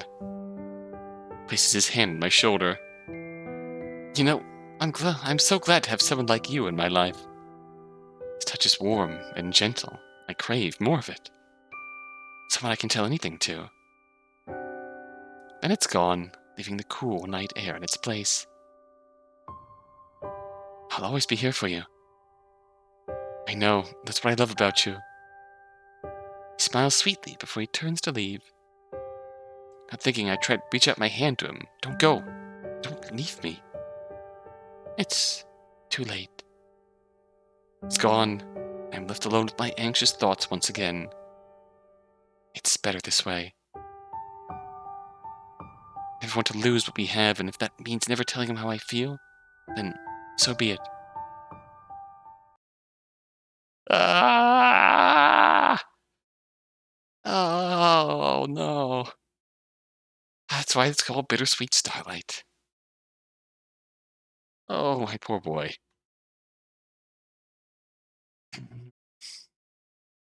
Going to go, he's off to bury himself in the mushrooms and brood, sadly. But understandable, relatable soul, my dude. I'm so sorry. Oh. Whew. It is indeed bittersweet.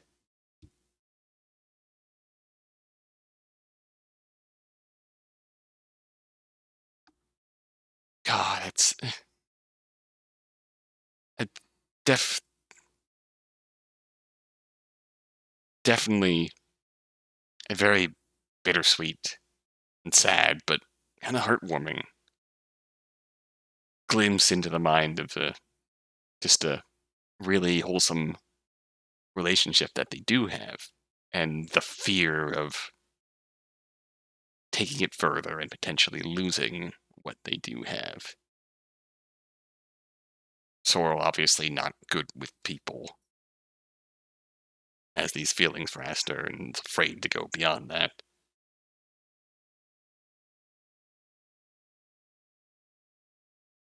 Despite the fact that not putting himself out there is just going to leave him again hurt and sad. Bittersweet in the starlight. Aw. It's a sad one.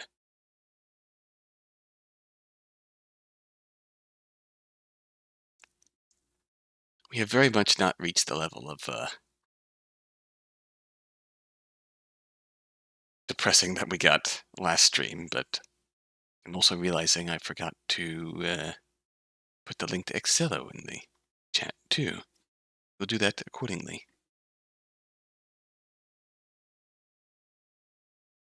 Yeah, let's see here. There isn't really a clear way to proceed there, yeah. So, we went on for about 2 hours. A little less, actually. Let's see. We had clown-to-clown communication. We had a sad tale by the firelight. We had a glimpse into the aftermath of a big mistake that poor nature regrets. We had the school system is awful, and we failed them entirely. We failed our kids entirely. We had a tale of coping with grief in a traumatic situation. We have a tale of a bitter, unrequited love. Sometimes a bitter love really can weaken or destroy the existing relationship. Really can.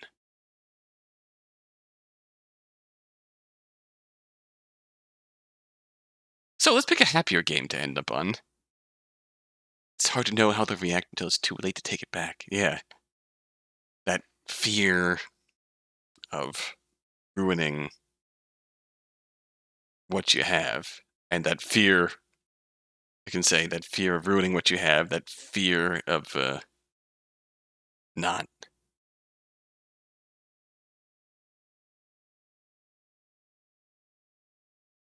having read it wrong. Like, in my memory, people always said the worst they can say is no.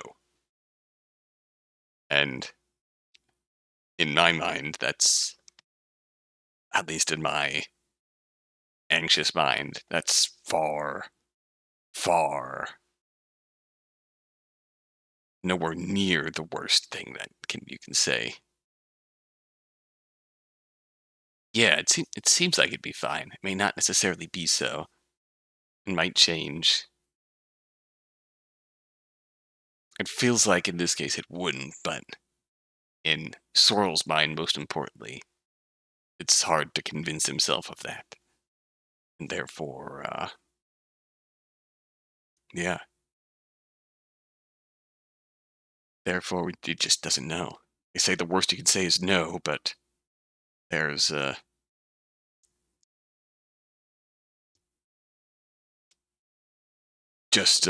worst you can say is no, that's the least of it. There's, you could say no, and that makes the friendship weird and ruins the friendship for good. Beyond that, and probably worse than that, they can say no, and you've realized that you've misread your entire relationship with them. They're never as good of friends, or as close as you thought they were, and you're ashamed of yourself for having read into that far too much, and that just catastrophically ruins relationships across the board, and,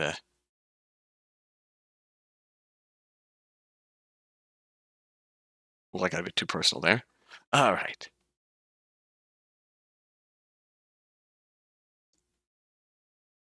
I think we should end up by dating a cute bunny girl. What do you think? I think we're gonna date a cute bunny girl. Like a ton of... oh boy.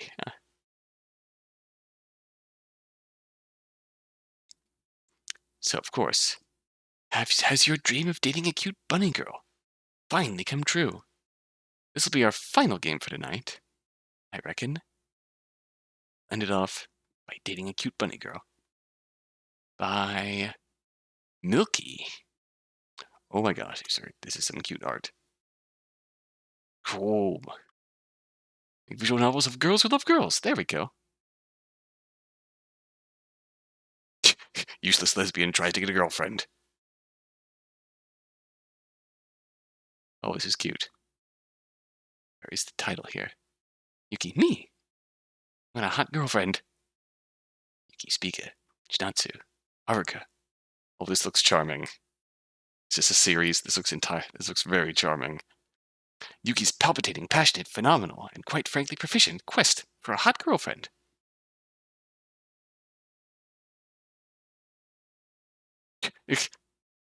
Useless lesbian gets kidnapped. Oh no. Okay, this is the universe here, and I love this. Oh my god. Okay, this looks fantastic already. Rana the kidnapper, who's extremely cute. Question mark, question mark, question mark. The art style is very adorable. Pika, Chinatsu, and Haruka's enchanting, marvelous, and quite frankly elaborate quest to save their cute girlfriend. Hell yeah.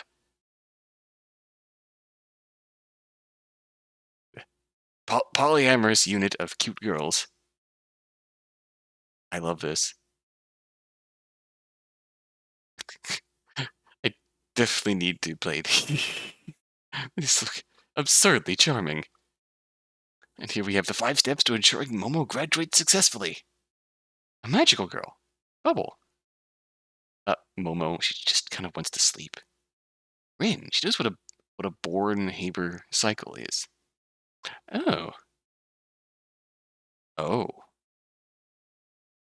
Magical girl. Oh. That's concerning.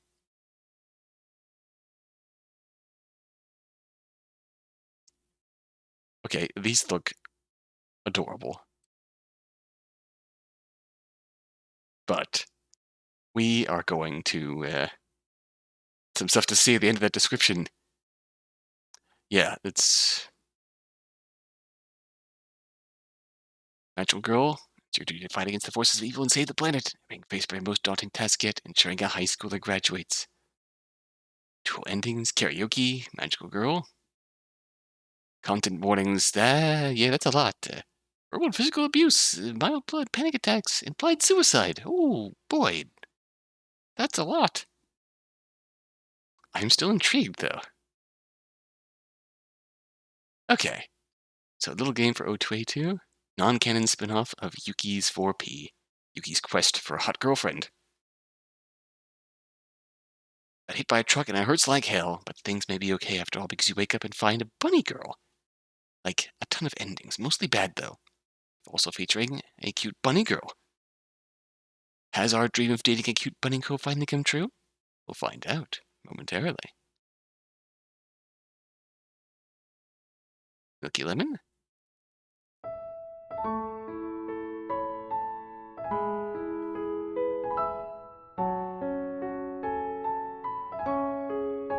Alright. I think I'll leave this here. Isekai into a bunny world? Oh yeah. Life's a sham. All he wants is to date a cute bunny girl, maybe start a family with her. Is that too much to ask for? But here's what you really are. A corporate slave, married to your job. It's no wonder you got hit by a truck. Isekai, let's go! You find yourself waking up in an unfamiliar environment. Oh, a cute bunny girl. Has your dream of dating a cute bunny girl finally come true? Are you lost? Only in your eyes, baby. Oh no.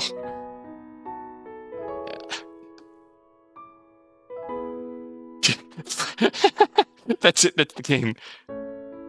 Under 1,000 words. Meets the criteria. GG. 10 out of 10. 10 stars. 15 stars in the Tokyo Dome. Game of the year. Beautiful. Only in your eyes, baby.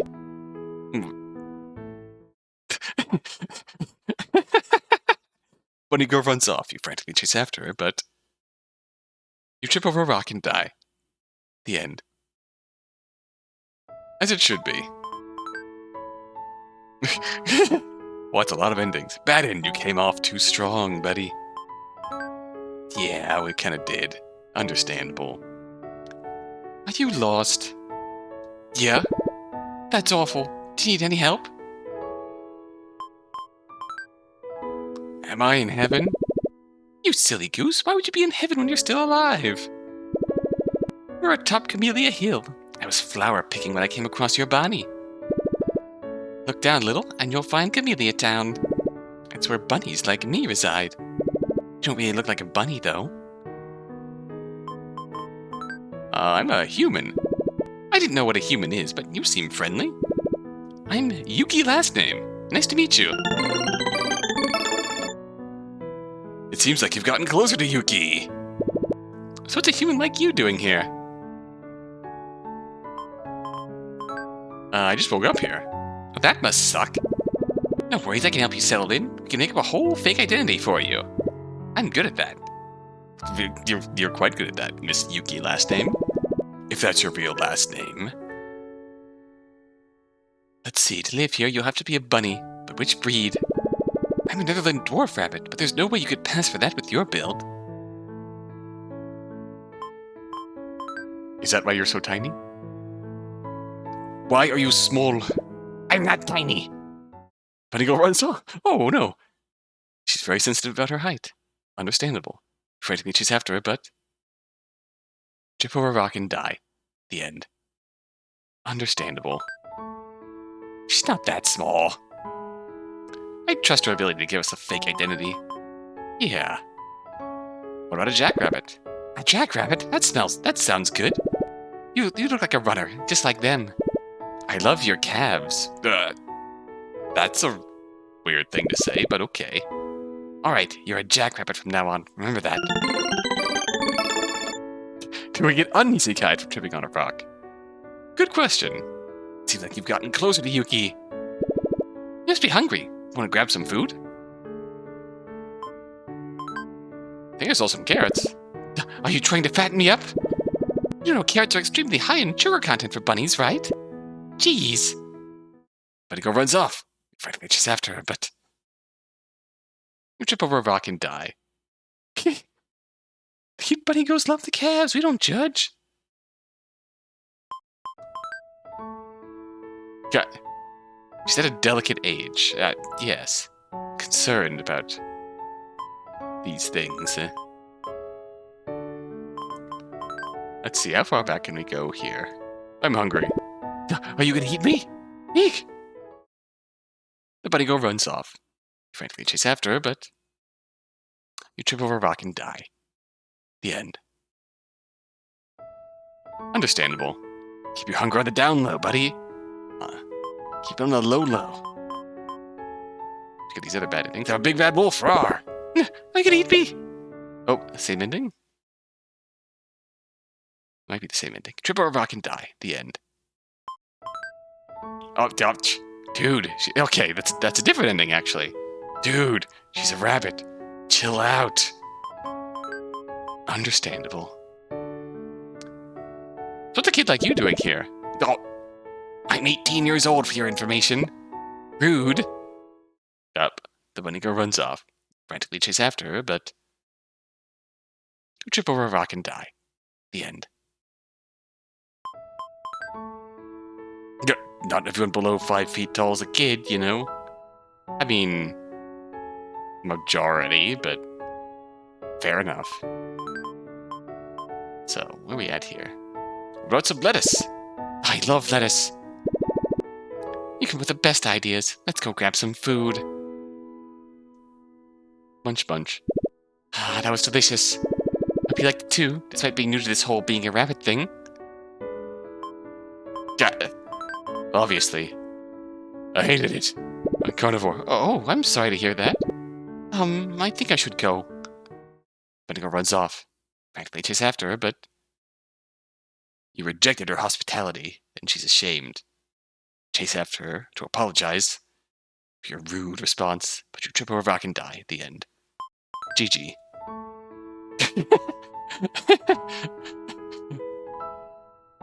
Get lettuce. Bad end. Come on, man. What are you doing? It was okay. Don't worry, you'll get used to it. Technically speaking, jackrabbits are herbivores, and I don't really know what humans eat. But if you ever crave meat, just let me know. That's a concerning sentence. I know some friendly predators who could help you out. Okay, maybe that's not so concerning. It's a really friendly husky who comes by to visit me sometimes. She's really fun to be around. She's so cool and wonderful, and her ears are so fluffy, and I wish I could just pet her all day, even though predators aren't allowed here. God. Well, obviously we're gonna be mean. Stop her, you don't care about this. Oh, I'm sorry for bothering you. I think I should go. Bunny girl runs off. You frantically chase after her, but you trip over a rock and die. The end. Understandable.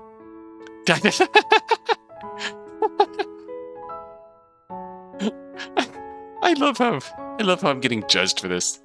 Bad end. Dude, for real? Okay, keep listening. She's got the prettiest eyes. It's this shade of pinkish red, and they look like gems, and I could honestly stare at her eyes all day, and I love playing with her because we both love cats, and sometimes she pins me down, and, oh. Rabbit and Husky. OTP, clearly. Ryuji has entered the chat. For real?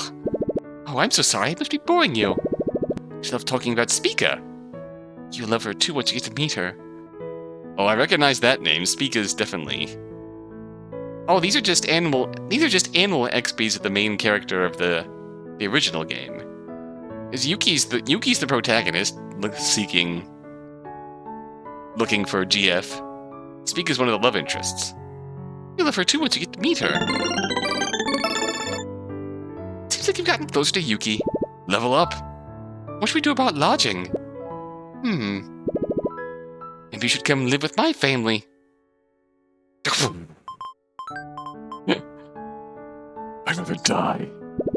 Oh, I'm sorry for bothering you. I think you should go. Bunny girl runs off. You frankly chase after her, but you trip over a rock and die. You speak and I just get Devil Survivor 2 record breaker flashbacks. Oh no. Where's Dubby when you need him? The end. Okay, what am I gonna... The answer is no. Yeah, I agree, Lilac. The answer is no. Yuki and Spica will date, not you. Although, Yuki has shown if more than okay with that, yeah. I'm gonna say,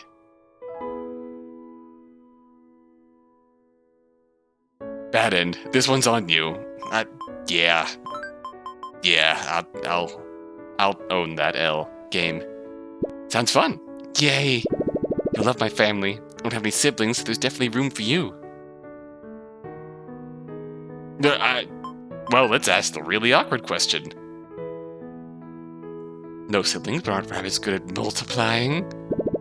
Multiplying? I mean, my math isn't that bad. Oh. You're speaking, I get Virgo versus the Zodiac flashbacks. Yes! Speaka Virgo versus the... Speaka Virgo... Blah, blah, blah. Easy for me to say. Virgo versus Speaka is best boy. Oh. That's sexual harassment! Bunny Girl runs off. You frankly chase after her, but... Trip over a rock and die. Deserved. The end. That death is quite deserved. Not cool, bro. Not cool.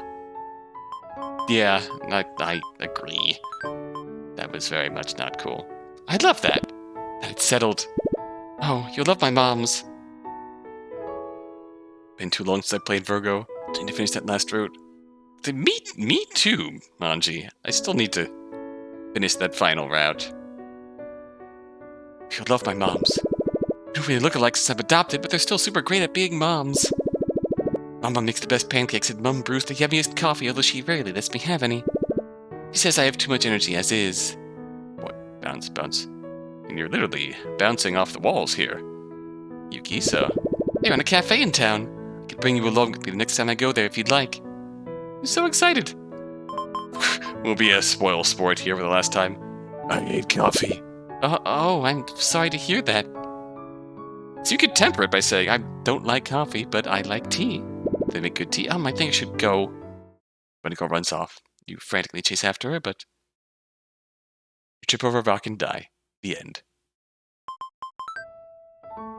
Kissing her parents, not the best way to impress a girl. Yeah. Fair. Alright. We're on a cafe in town, I can bring you along. Yes, please. And it's a promise. Yeah. Seems like you've gotten closer to Yuki. You continue talking to the bunny girl. Can't help but think back to your previous life. Oh? A corporate slave. Hunched over your drabby office desk. Hours of unpaid overtime. Convenience store dinners. Cold by the time you got back to your apartment. Your cold, dreary, lonely apartment. No friends, no family, no lover. Just you, your shitty convenience store dinner, and your thoughts. Me getting hit by that truck was for the best. But you're no longer alone, are you? You okay? You kind of zoned out. Please go on a date with me! No, that's weird. Bunny Girl runs away. You, trip over a rock and die. Please go on a date with me! Eh? But we just met! And we barely know each other. I mean, I guess a date would be perfect for us to get to know each other, but... It's just so sudden. I don't even know your name. Your name? What is my name? Think back to your past self. But, like, fuck your past self, am I right? That's not who you are, or even who you want to be. You are whoever you want to be. You're you. My name is Haruka. That means we're another one of the love interests from the Yuki game. Haruka, huh? That's a pretty name. Now that you know my name, please go on a date with me.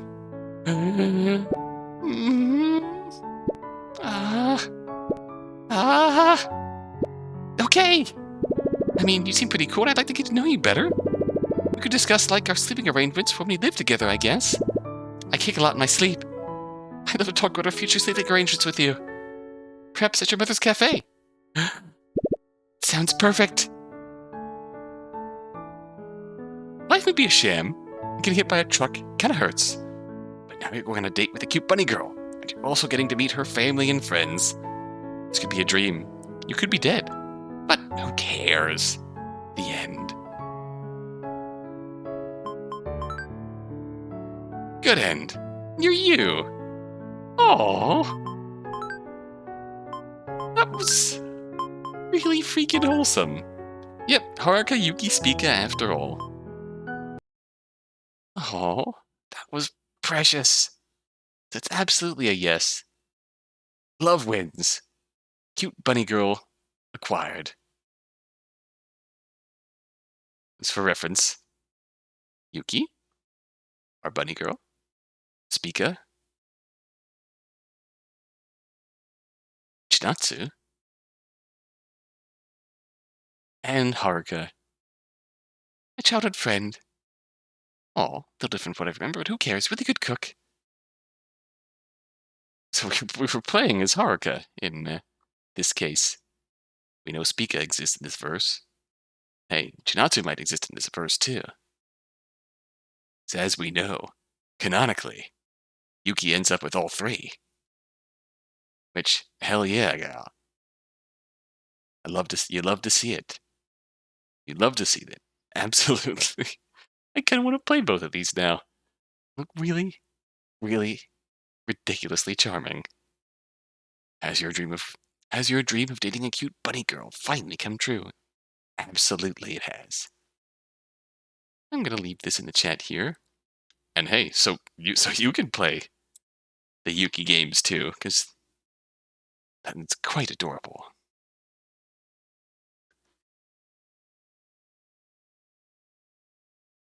And we'll leave off with a review.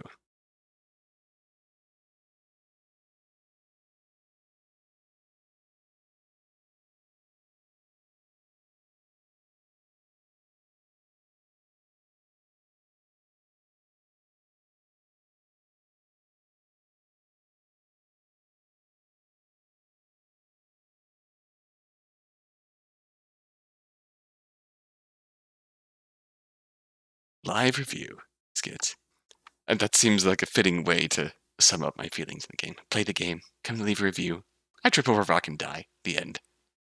Understandable.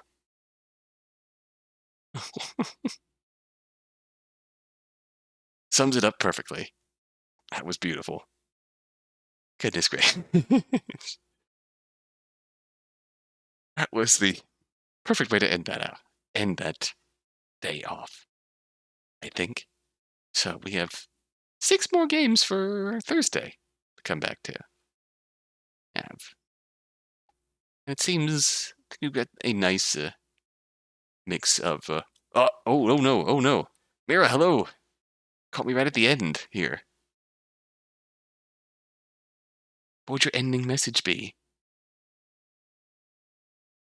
Oh, you just missed. You just missed. Has your dream of dating a cute bunny girl finally come true? Spoiler alert, it has. And also, we just finished our last game for the night, but just say, you know what? I'm going to put this link in the chat because this looks like an utterly charming series of games that I kind of want to play sometime. So we have Yuki's palpitating, passionate, phenomenal, and quite frankly proficient quest for a hot girlfriend.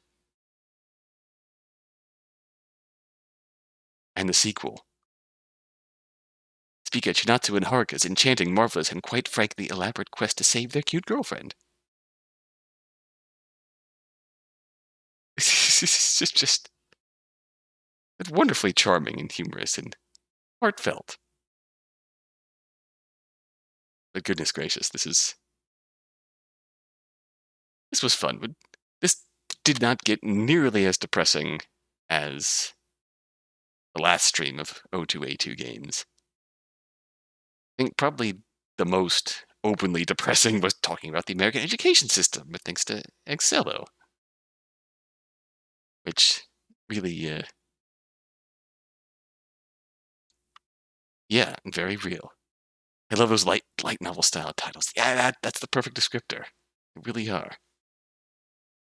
And they're quite good. They are quite good. I love these so much. It was delightful, but I think we had a really nice variety of games tonight. They were all very all very charming. And once again, it left me with a few bigger games that I want to check out somewhere down the line. That's the best thing about this. I love these O2A2 games just to see the sorts of stories you can tell with the limitations given. And also, it helps get new creators into the medium, and it, for those who are creating currently, you get games which are like short expansion pieces, side pieces to existing content that they've put out, and that when we check out, it just gets me more interested to see like the source material that these are companion pieces to. Just a really cool, really cool collection today. But all right, that's 7 games tonight. Get 6 more for Thursday. I think Firefox is updating. Let's see who else is on Twitch currently.